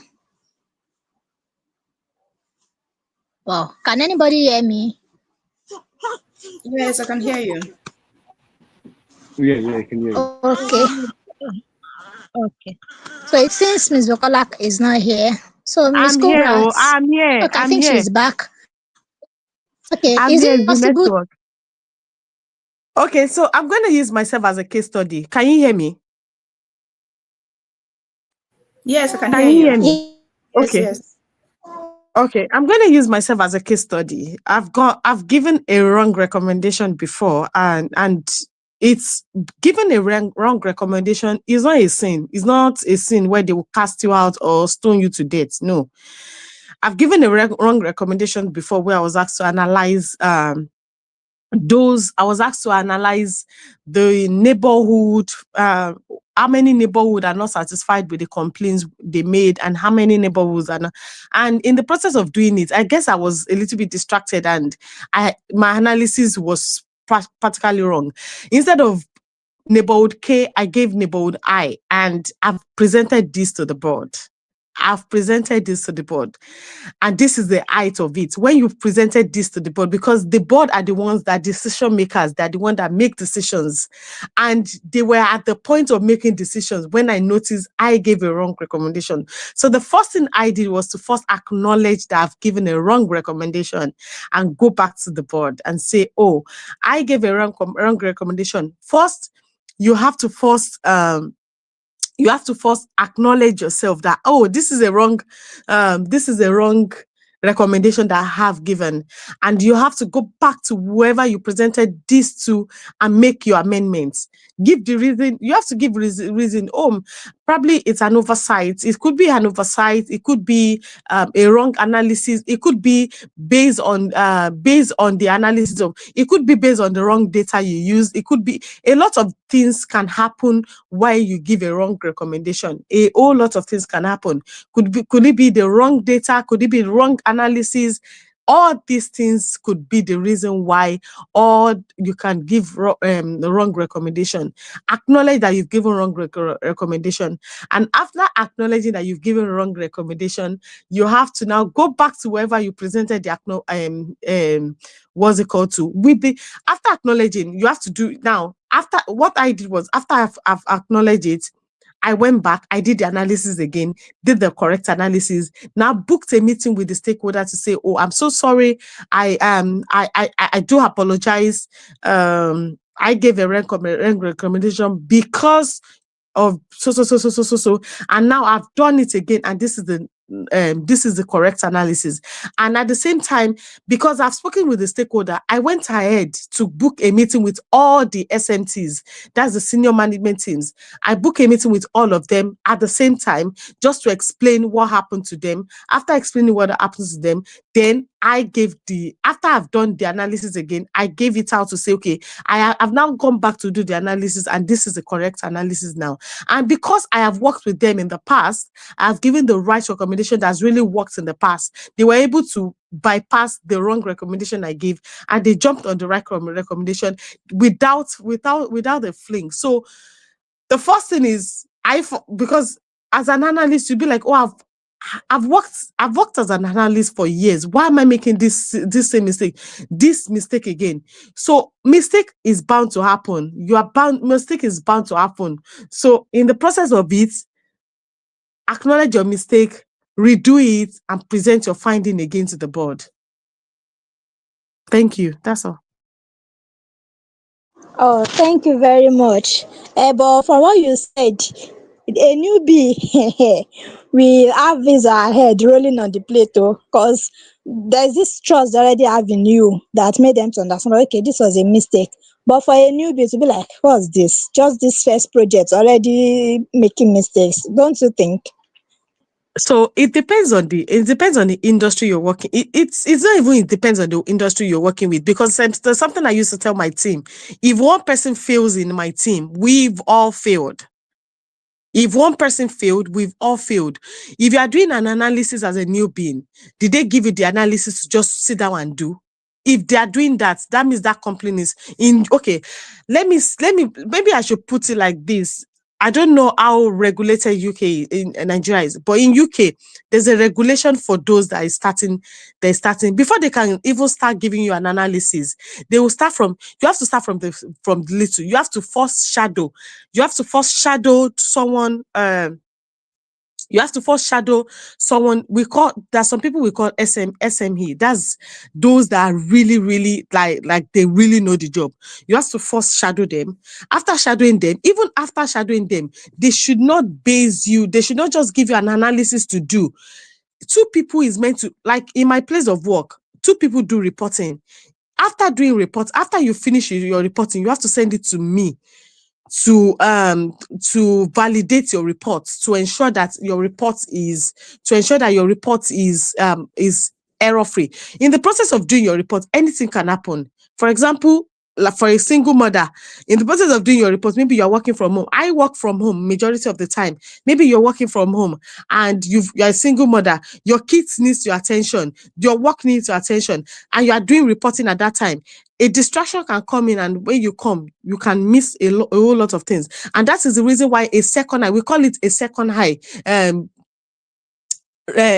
second eye validating your work. So that is why a second eye has to validate your work. And in the process of a second eye validating your work, and they see that this is an error, they have to come back to you and let you know your error, and give you that space for you to correct your error. Because if they correct that error for you, what is the learning process? Are you learning? Or am I? So it all depends. It's a learning process, and for 6 months before you can start presenting presenting report to stakeholders and all. After 4 or 5 months, that is when you can start saying, oh, now I can present this to the board. But before then, you first present your analysis to the SMEs. Then after presenting your analysis to the SMEs, you present your analysis to your manager. Then before then, you can graduate to presenting your analysis to stakeholders. For example, there's a new employer we just took on. That new employer, when the employer came, after 3 months of shadowing me, we gave the employer an analysis to analyze for me. It's just like a base analysis to see how the person is getting along. After doing that analysis, we give an analysis for the person to analyze to the manager. You know, when the person analyzed to me and I see some loopholes, I go back to the individual to say, oh, there's a loophole here. Can you correct this? Can you correct it? And after then, you now do an analysis for the manager, and for us to see that the correction I gave you at first, you've put it in place. After the analysis, and they see that, oh, they are confident, because if you make a mistake, if you present an analysis to your stakeholders and you make a mistake, the mistake is not for you. The mistake is for your manager. The mistake comes back to your manager. Although you did the analysis, but the mistake comes back to your manager. So their manager has to ensure that you are now fully okay to go out and make and do analysis for stakeholders, and from stakeholders you graduate to doing analysis for board. So it's a step by step here, which I don't know how it's been done in Nigeria. So I'll probably pass it over to Kubra to give like a little insight on how they do it there. Okay, thank you, Bukola. Yeah, you really explained that. You really explained that well, really. For companies that have 2, 3, 4, 5, 6 people on the team, yes, the same way you've explained this can definitely work. But let's give an instance for small companies, right, where you have just 1 or 2 analysts on the team, and you both are supposed to work independently because you are assumed to both know what you're doing when you were brought into the company, right, by the HR. It might be a little bit more difficult, right? Because when you just join an organization, what I would say is try as much as possible not to make mistakes. Just try to avoid it. Okay, I know they will say, mistakes, some mistakes are unavoidable, they come that way, they do this, they do that. Please, if you're working on a report and you know you're distracted, it's better to suspend it and come back to it. When you finish your report, check again and again. So let me give you what I do. Even when I finish on a report, right, and I feel everything is fine, I just drop it. I come back to it as I try as much as possible to have a dual life in that instance. When I say dual, I look in the eye of, I worked on it as an analyst, right? Now I want to look at it as a stakeholder. I want to look at it as a user. I look at my filters. You can browse you can always check ChatGPT about this, like how to look at report as a user, because you might not know what to look forward to, because you're not a user of the dashboard, or you're not a user of the report that you have. You can browse the ChatGPT, but over the time, some of the things it always suggests to me, looking at a report as a user, from a user perspective, is they want to know the filter works, they want to know the date range is what it's supposed to be, they want to know the KPIs and all those things you're trying to get an insight to what is supposed to be.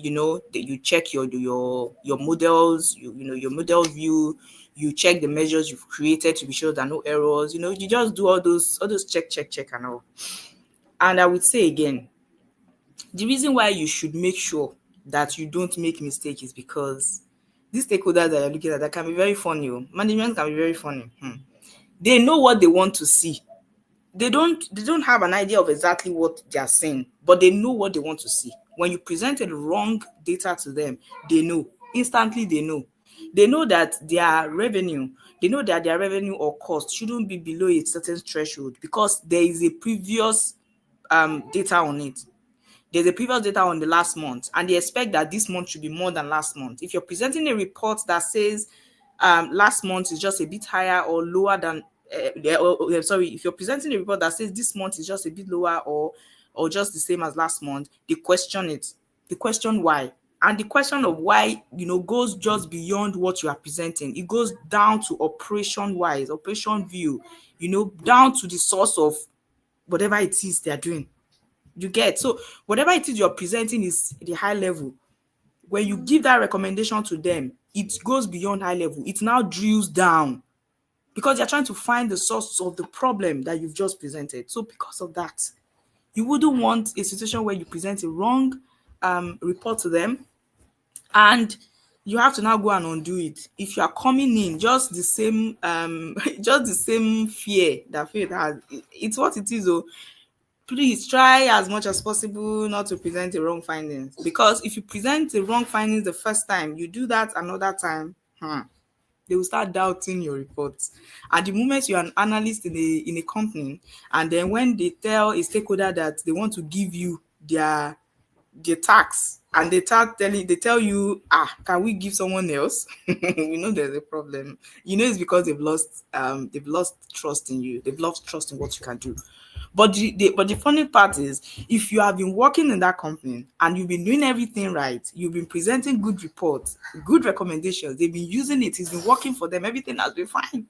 So if you, for one time or two time, present a wrong recommendation, nobody will cut your head for it. They will just see it as a mistake. It's just a mistake now. After all, she's been the one doing this for us, so it's fine. It's fine when you've been there a while, they've been working with you, and you've been up and running. You've been presenting good report, and they've been seeing it, and it's been nice. But if you're just coming in, even if you're a senior data analyst coming into a company, even if you present yourself as a senior data analyst coming into a company and you present a wrong report, it will not be easy. I'm telling you, it will not. Seriously, they will just start doubting you, doubting your capability. They'll start doubting what you can do. You will do more. You will have to do more to change that mindset that they have of you. For them to say you give a report and then they will just hold on to that report and see it as a final verdict. It might not just easily happen. So yeah, that's what I think about that. Thank you. Thank you. Thank you to our two amazing speakers. So, our next question, there was a question before this, but it's similar to the one Suber asked, and we have answered. The question was saying that there are other tools, other apps now that can do what Excel, SQL, and others can do. Nobody says you should not use those apps. Keep learning, use AI. The important thing is get accurate results for whatever you are doing. So we'll just skip that question because our time is fast spent. So this is the next question. What if you are to analyze your competitors? I think this question is based on a previous question that was saying, how do you get your data source? How are you sure it's of good quality? I think this is a kind of continuation to that question. It says, what if you are to analyze your competitors or a trend in a business environment? How do you source for data? So this person is saying, basically, there is no data before now. I want to get new data. How do I do it? Let's say Miss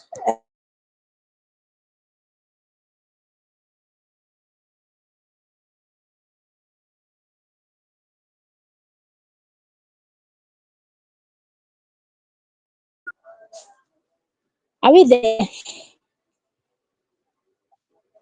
Sorry, is Who it did you me? call? Is it me? Miss Kuburat before Miss Bukola. Okay. Miss Kuburat first, then Miss Bukola on the same question. Thank you. Okay, so this one is it's gonna be a short response from me. If you're analyzing competitors, if you're doing a competitors analysis, what you have is what is out there, right? And that's why you see most companies are very, very protective of their data.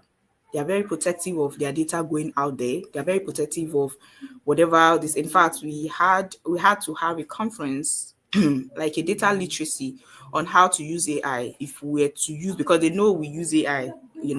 Every tech uses AI, but you have to have a conference and a more on a learning a learning development on if you're to use AI, being an IT person, how to ensure the privacy of your data, not just putting the data out there. Some people, when they write queries, you write you put there's some sensitive data you shouldn't put out on ChatGPT. You can always do a replica of what you want to do, right? So that it does not have your company personal information, because everything you put out there is out there. And the only way to get to analyze to get a data for for a competitor of your company is to get it online. You can always get data like that out there. You might not get, well, the amount of data you get depends on the data that is put out there by either that company or most people that are doing all this research about companies. There are people that do research about companies and they put those companies' information out there. I think I have up to like a few of them. They put those information out there. You can get it there. It's free to use for everyone. I don't even some of those data there. I don't even think there's a consent for them to put it out, but it's there, and it's possible those companies don't know that their data is out there unless they know, right? So whatever you don't want to be out there, that is your company's data. You find a way to secure it. Not just going to ChatGPT and putting whatever you put in ChatGPT is out there. I hope you know it's out there. So that's the same way every other person can get information about your company, because you have put it out there. So whatever you need is online. Thank you.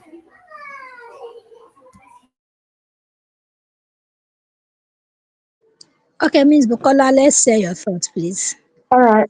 So if you are doing an analysis for a competitor, as in, I really do not get the question very well. Is it for you to know how your competitor is doing? Is it for you to know where you are as an individual? So I'm going to speak on how to know where you are as as a company. We've got like so I'm going to speak because I've worked with, like I said, this is my fourth industry I'm working with. So we are regulated by, there's a regulator for each, for example, for Vodafone, they have a regulator. For housing and community, there's a regulator. For education, there's a regulator. There's a target for every, for example, for housing and community, there's a target of when you must increase your house rent, when your house rent has to be increased, when the complaint the customers are bringing in, the number of complaints you have to attend to as quickly as possible. So there's a time frame for you to attend to, there's a time frame for you to attend to for complaints, for you to attend to complaints every week. There's a time frame. For example, if I lodge in a complaint between 24 hours, my complaint has to be attended to. It depends on the urgency of the complaint. It has to be attended to, or else I can report it to the regulator. And when I report it to the regulator, the complaints are in trouble. So every month, I do something we call KPI. I collate data together where we do KPIs. We collate KPIs together. For us, the reason why we are doing this is for us to know where we are and where our competitors are. And there's something we call benchmark. Benchmark is where you input, for example, how many complaints did you make in a week? 10 complaints. Okay, for you to analyze how many complaints was issued in a week, 10 complaints. How many complaints was answered between 24 hours? 8 complaints. And the target, maybe the target is nine, what's it called? You will see other complaints targets and see, okay, maybe the other complaints, for example, another housing attended this complaint within 5 days, attended to this complaint, attended to 5 complaints within that time frame. You will know who is meeting this, who is not meeting, who is meeting the target, who is not meeting the target. That is where I get this from. So most times I will be asked to, okay, where are we as an organization? Where are we based on other people's data, or based on what other people has input? For example, are we number 1? Are we number 2? Are we number 3? Are we really listening to this customer? So this benchmark help us to put us on our toes to say, okay, these competitors, for example, this housing attended to what's it called within 10 days, and maybe we attended to it between seven days. that means we are lacking behind. And so we do this every month. It's not for us to know what the competitors are doing. For example, when I worked with Vodafone, what we do is not for us to compete with maybe Talk or compete with another communication industry. No, it's just for us to know where we are as an individual. Where are we as an individual? Where are we? How are we meeting up to these targets? Because UK gives every industry target. Every target has to be met. Every target has to be met, even if it's warranted to go and steal and meet up this target. You have to. This target you need to meet up this target. So how are we? And that's how we get data from the competitors to ensure that we are meeting up to targets. And that's the only thing that's the only thing we need our competitors data from, just to ensure where are we? Are we working towards our target? Are other people's working to our target? What can we do in order for us to meet up to this target? That is the only reason why we work towards why we need the competitors target. So I don't know if that is the question they are asking or if I answered the question well. Thank you. Okay, thank you very much. We really do appreciate your time, your efforts, your expertise, and all we've been learning has been mind-blowing. And I don't know if our audience have discovered that we have been having a Nigeria versus UK conversation here. It's wonderful to know that, okay, some things may work here and not work there, some things may work there and not work here. And it has been a great learning experience. So our next question, it will just be one speaker to a question because of the time. So the question is, do you think the tech skills our learners are having now that they are trying to acquire now, do you think relevant in today's world, considering that there are new tools like the Sigma Miss Bokola mentioned? So what I'm saying is, do they still have to learn Excel? Do they still have to learn Power BI? Do they still have to learn SQL? Considering that there are other new tools that may wipe out these other ones.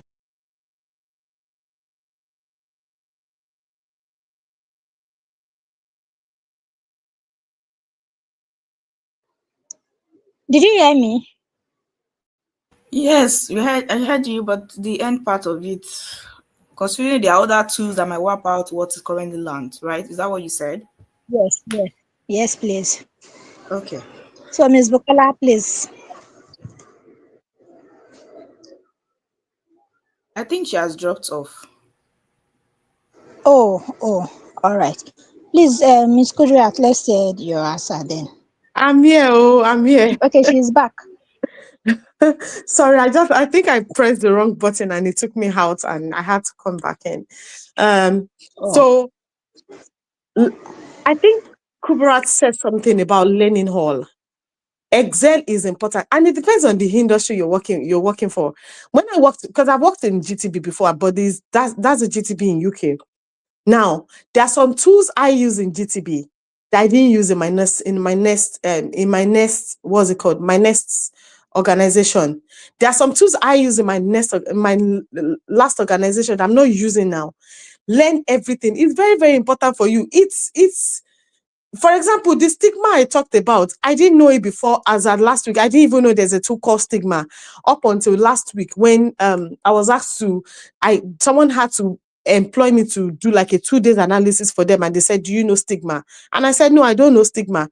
And that 2 days analysis is going to warrant me about £1,000. And because I did not know that stigma, I couldn't do those analyses because I do not know that stigma. So it's quite very, very important for you to know all the tools. Me myself as an analyst, I am learning. I've been an analyst for over 7 years now, but I'm telling you, I'm still learning new tools. Because one thing is, I do not want those I taught or those that shadowed me or those I don't want them to overtake me. And in order for me not to do that, I have to still keep learning. Python, I know Python, but I still keep, I'm still learning Python. Everywhere I hear there's a seminar going on in Python, I still join. Every year I hear there's a seminar going on in SQL. I've been using SQL for years. Every year I hear there's a seminar going on in SQL, I still join. Every year I hear there's a seminar in Excel. I've been using Excel since I was in school. Okay, so I studied computer science. I studied computer science, my first degree, my second degree, and I am still learning Excel. That is how do you know Excel has a tool now that you can integrate Python in Excel. You can do visualization using Python in Excel now. And so you don't have to base on, even if you think it's not going to be useful now, learn it. I have never used Tableau before in any complaint, but I learned Tableau, and not because of anything, but because if I leave my present work and I'm sourcing for another job, and I get to that another job, and the tools they're using there, and they will base your interviews will be based on the tools they are using, not the tools on you, not on the tools you know. They will base you on the tools they are using. So it's very, very important. For example, if you leave your company now and maybe they're not using Tableau and you relent, you don't want to use Tableau, and another company you are applying to and you see that their benefits is good, there's career development and the whole, and you feel the only thing that will limit you is because you did not learn that single tool. How will you feel? So they're using it, they're not using it. Please learn it. It's very important. I'm still learning. Like I registered for a training that will start on, I think, Wednesday. I registered for a training that will start on Wednesday. And it's based on this stigma. And the reason is because I was not able to do this 2 days analysis because I don't know stigma. And then imagine they paying me £500 per day just for me to do analysis for just 2 days. But the tool they want me to use is stigma. And because I do not know stigma, I couldn't take up the job. So that limited me, and that gave me like a head job to say, you know what, it's time for you to learn this stigma. I don't even know what stigma was before. I don't know what stigma is before last week. I don't have any. When I tell you I do not have an idea of what stigma is until last week when they mentioned it, I was like, stigma, and the stigma I know is just like it's like a word, stigma, something that sticked on you. Like I'm just like, so there's a tool called stigma. It was really funny. So that prompted me to now register for this stigma and say, okay, I want to learn it. So, and another skills you have to have, is you have to be inquisitive. You have to be inquisitive as as an analyst. You have to be inquisitive to ensure that, okay, the stigma. How do I learn this stigma? Where do I start from? It's very, very important for us to go through this. Thank you. Thousand. Whereas we just have to keep learning, like she has said. Although sometimes it appears that the whole thing becomes too enormous and overwhelming, and we are like, I beg, I'm tired.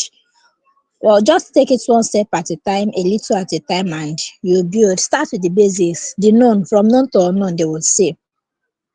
All right, our next question is a question we have touched on, but I just want us to find a balance. Peter, when he was here, said that in a domain, in a domain, this is where I am working.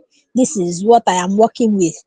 While our other speakers are saying learn everything. So right now, we are believing that, or we are thinking, our participants may be thinking, which one are we doing? Are we learning everything, or are we focusing on a particular domain? So Miss Kuburat, Miss Kuburat, please, can you help us find a balance between have a domain expertise or just learn everything and diversify as much as you can? Thank you.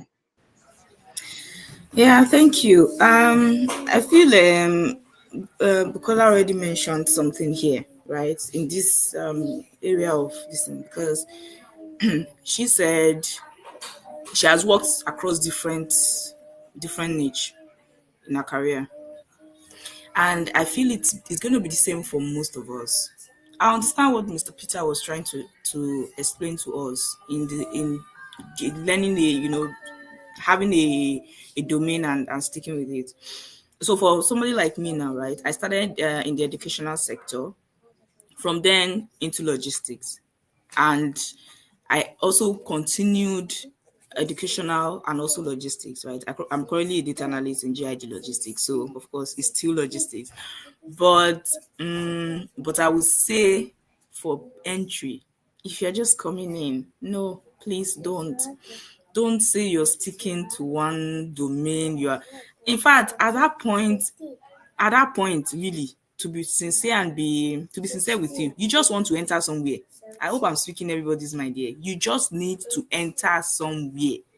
That's what we call Gori Wole in here, right? You just need to just go enter somewhere, let them even recognize you for what you have, for the skills you have, for what you can, for the value that you can give. See me first. That's what, at that point, that's what you need. So you're not in a place to be selecting domain. No, you're not in this place to be what, handpicking. Like Bukola said before, yeah, she also mentioned before that just there is that this thing is saturated. As much as it's saturated, trust me, there are still opportunities, right? But from what she has said, you cannot be selective of what to, yeah, I want this, I want that. Well, it might be good though if, well, maybe you have more, I don't know how to put it, but speaking from here, no, you can't.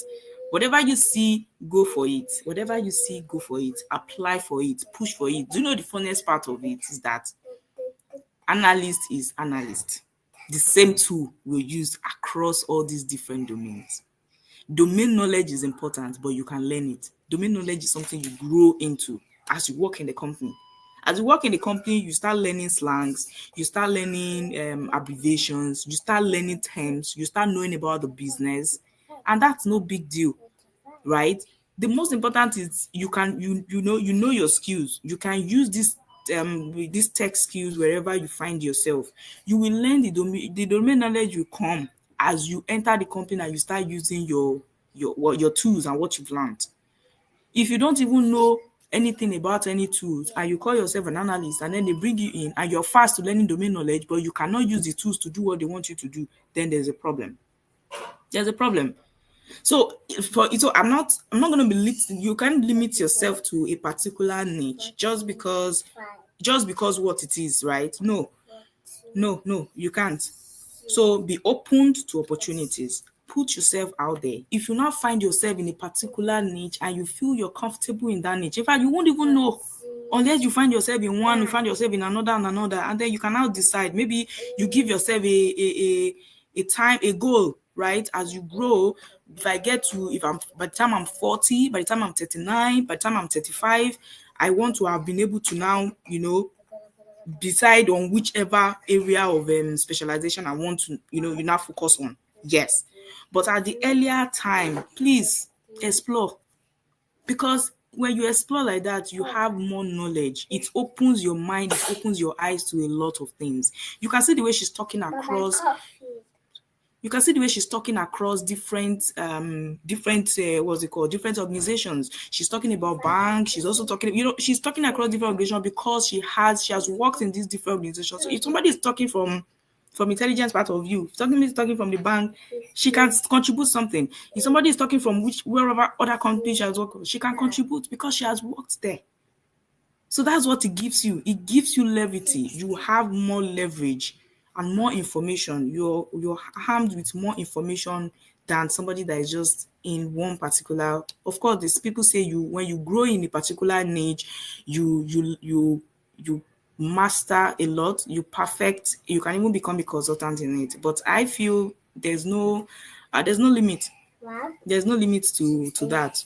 The knowledge is there for you. So please fly as much as you can. Explore. That's all I would say.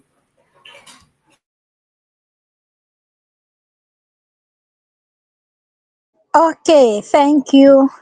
Our next question goes to Ms. Bukola, and the question is that what do you think about writing profiles, as in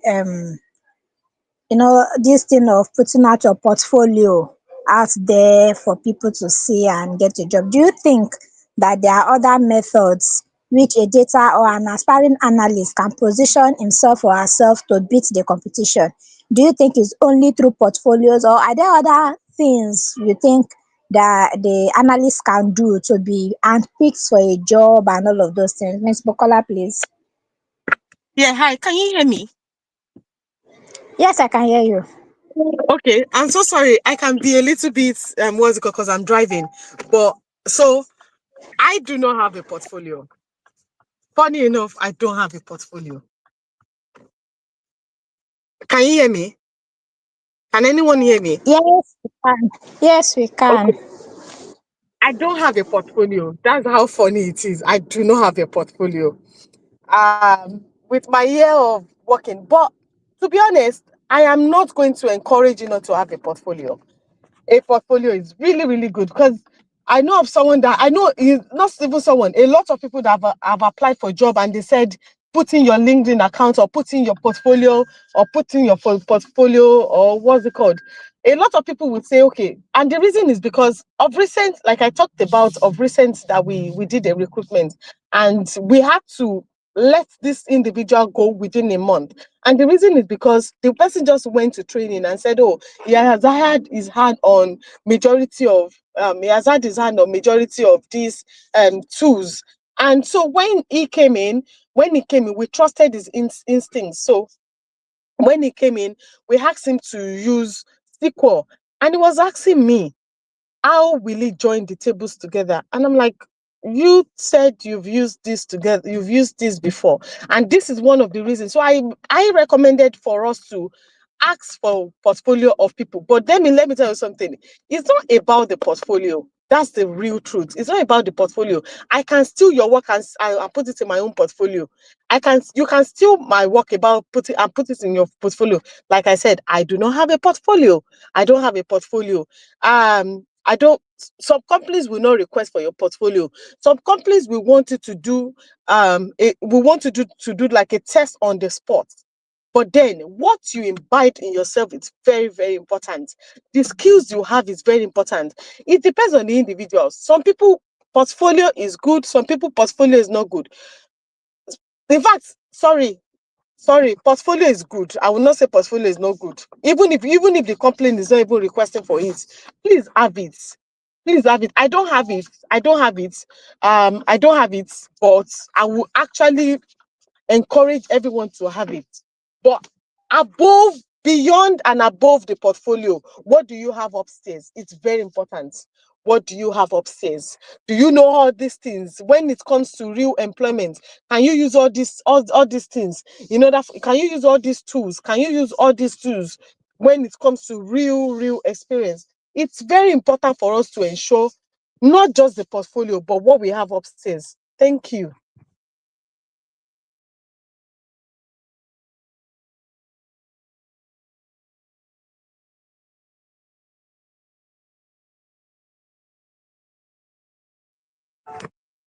I finished talking. Oh, who is taking over? Hello? Can anyone hear me? Yeah, I can hear you. I think that should be Faith. Maybe something happened with our network. Dempsey, are you here? Hello, can you hear me? Yes, I can hear you. All right. Interesting conversation so far, interesting dialogue. Um, I've picked some bits. Thank you very much, Ms. Bukola. Thank you very much, Ms. Scooby. Mr. Peter also. There's no here now. I think Lava is having some network issues. I think something you said, which I'll just highlight, is for our learners in our audience. Much more than having a portfolio is you being able to defend that portfolio, right? Just imagine the example Ms. Bukola cited. Um, they employed someone, and within 1 month they have to let go of the person.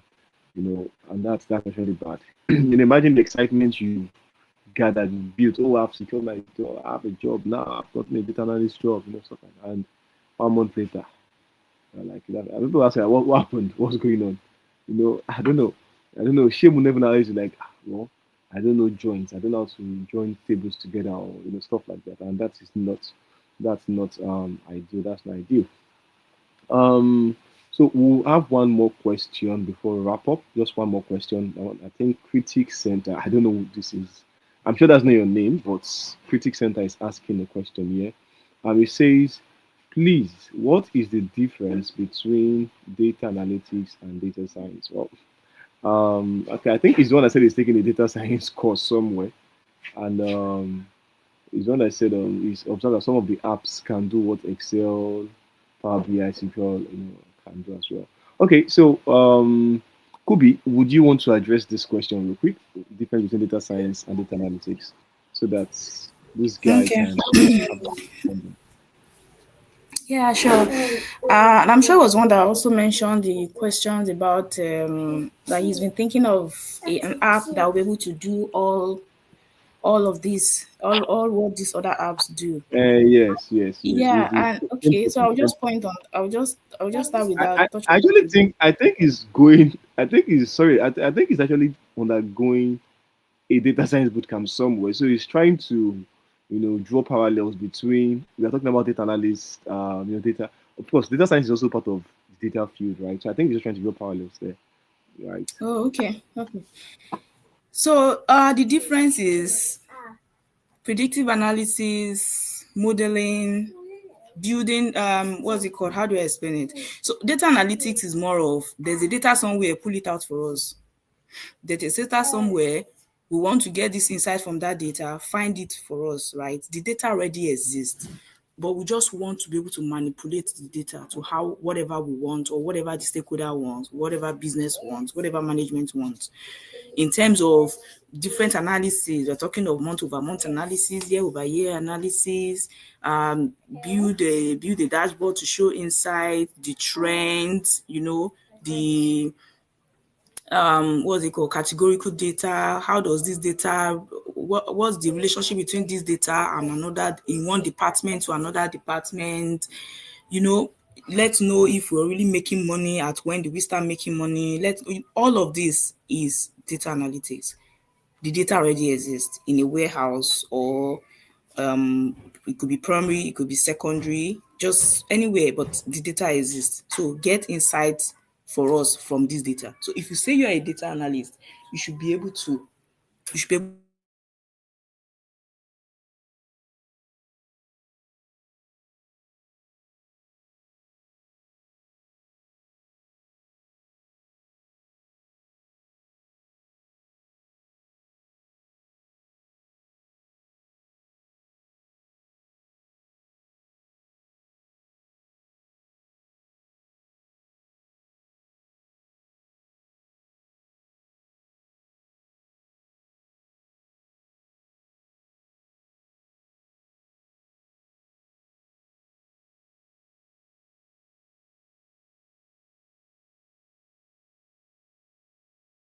I'm so sorry. I can't hear Kubi. Is it just me or it's them? Okay, I can hear now. Oh. Okay, no, I can't hear now. I think she has a network issue.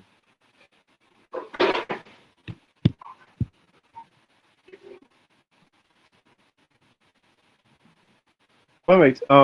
Let me just respond to that question based on what Kobe has said. I'll just build up to that. Critics Center. I hope you can hear me. So just like Kobe said, right, data analytics entails the process. You have the data, you're trying to get that data, clean the data to make sure it's fit to use, and you're analyzing it to make decisions. So you're trying to probably check your year analysis, month on month analysis. It could be to make a decision on finance. It could be to observe trends. It could be to observe patterns and relationships, right? And to find out, okay, what factors probably influence what, you find that, right? So, however, for data science, um, that goes a bit more. That goes a bit more because here you're now doing more predictive analytics. You're doing more predictive analysis. You are trying to see, okay, how can we build AI models and machine learning models to solve these things basically, right? So data science entails more of machine learning algorithms and models.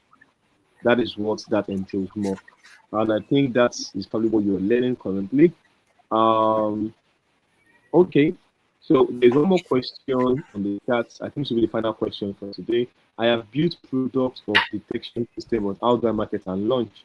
Well, I think this is from Sunny Salmon. Well, if you have a product, maybe an MVP product or stuff, right? You can there are different ways you can market or launch, right? There are startup schools you could attend. That's just one way, and they could see your product and if they like it, they can fund it. You could also partner with different people, maybe people you believe are your potential audience. You could partner with them for beta testing, get to see their feedback, fine tune your product. Eventually, that will eventually launched, but of course, more pre-launch, right?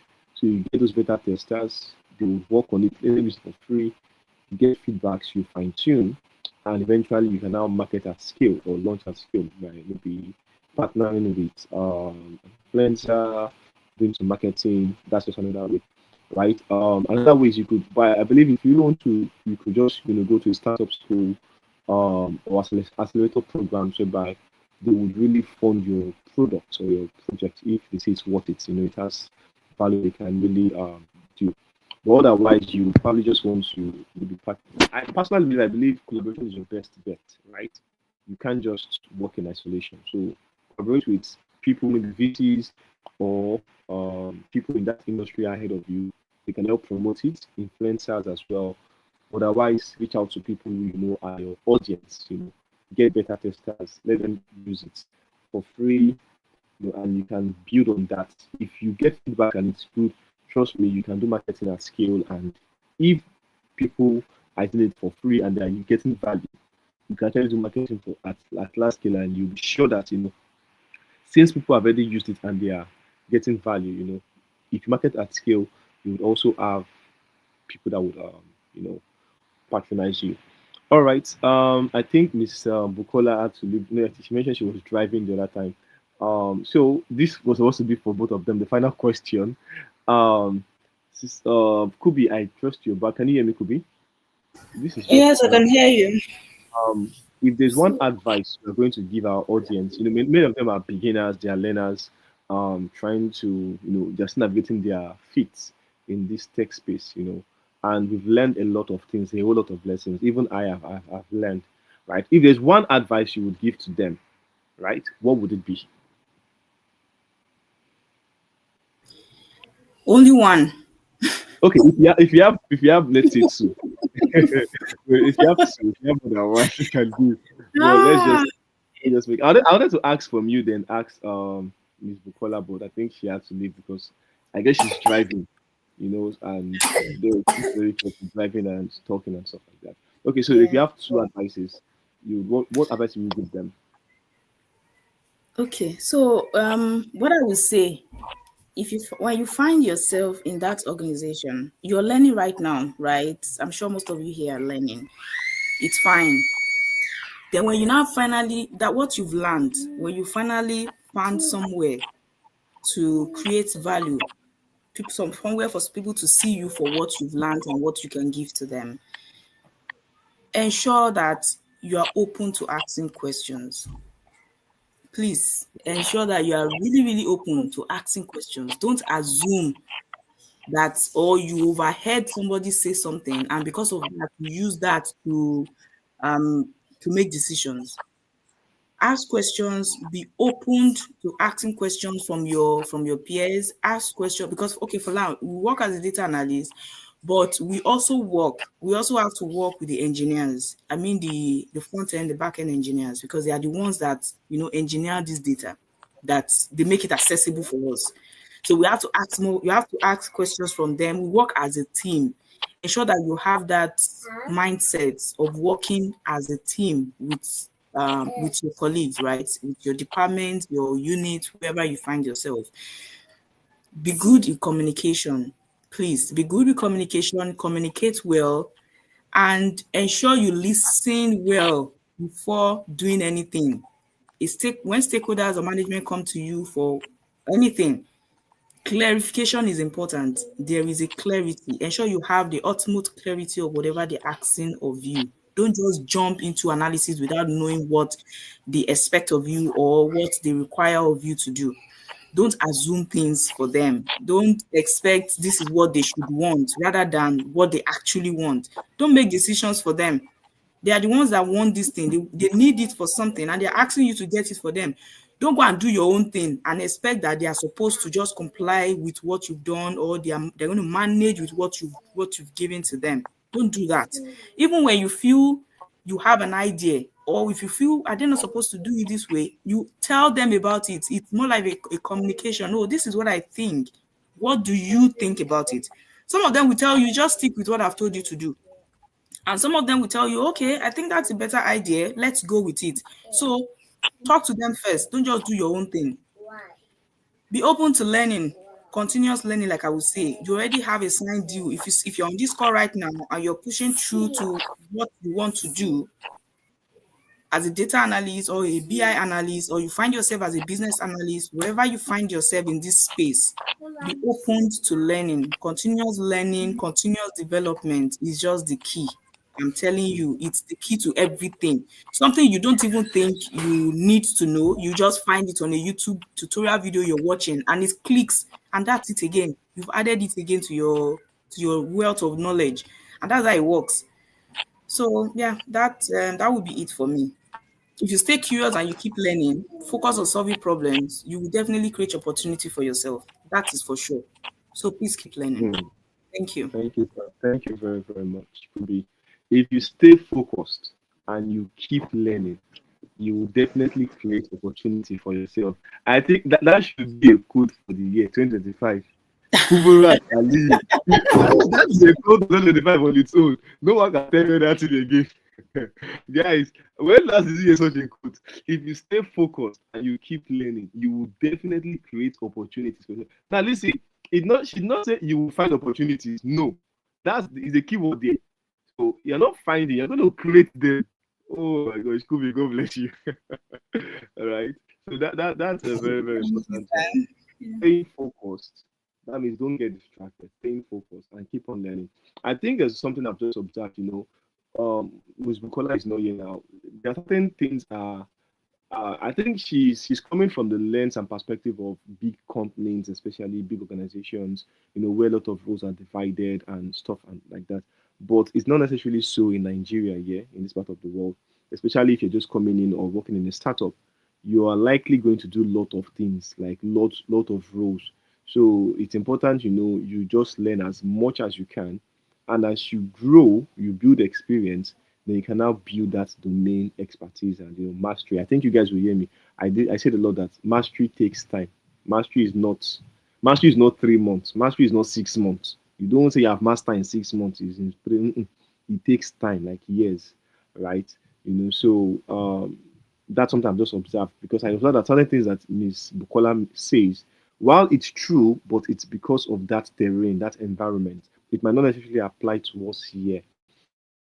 But even of that, based on what Mr. Peter said, that's the guy from MTN, the senior lead delivery, and the other speakers, I think it's safe to say, that if you keep on learning and you're open, asking the right questions, you will definitely, I want to use the word create opportunities, not just find them, but if you don't find them, then you create them one way or the other.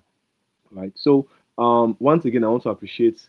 Okay, I can see emojis are coming in. I want to appreciate Kuberat, Ms. Bukola. I'm sure probably she is going to work or something. Then Peter, he made it known that he need to just leave on time, but because we're good friends, he had to just honor the invitation. Kuberat, I'm also glad you were able to honor the invitation. Though my apologies, I'm apologizing on live show now. Right. We actually closed the registration before like early, registration early, and that also affected in quote and unquote, let me use that word, our audience, our audience, right? So we anticipate that you would grace us with your presence in the next webinars because we hope to have more of this, and hopefully by then also that audience won't be closed. So we'll have more audience, among participants. But it has been a very, very mind blowing and insightful session. The data advantage, lesson from industry experts. I'm very sure our learners have picked up valuable nuggets that they would apply in their day to day work, even as they are many of them are undergoing a boot camp currently. And those who are probably doing data science or other boot camps, I'm sure they would pick things from here that they can apply in their day to day life. And you know, 10 years from now, 5 years from now, they can always look back and say, oh, I remember this webinar, I picked this, and I was able to apply it in my day-to-day life and it helped. Mr. Molara, thank you very much as well for your time. You've really done well in anchoring the session when I was absent and having network issues. Guys, thank you very much. We hope to do more of this in the coming months. Kubi, appreciate you once again. Molara, thank you very much. Do have a wonderful day, guys. I hope you've really, really learned well. Have a wonderful day. Bye bye.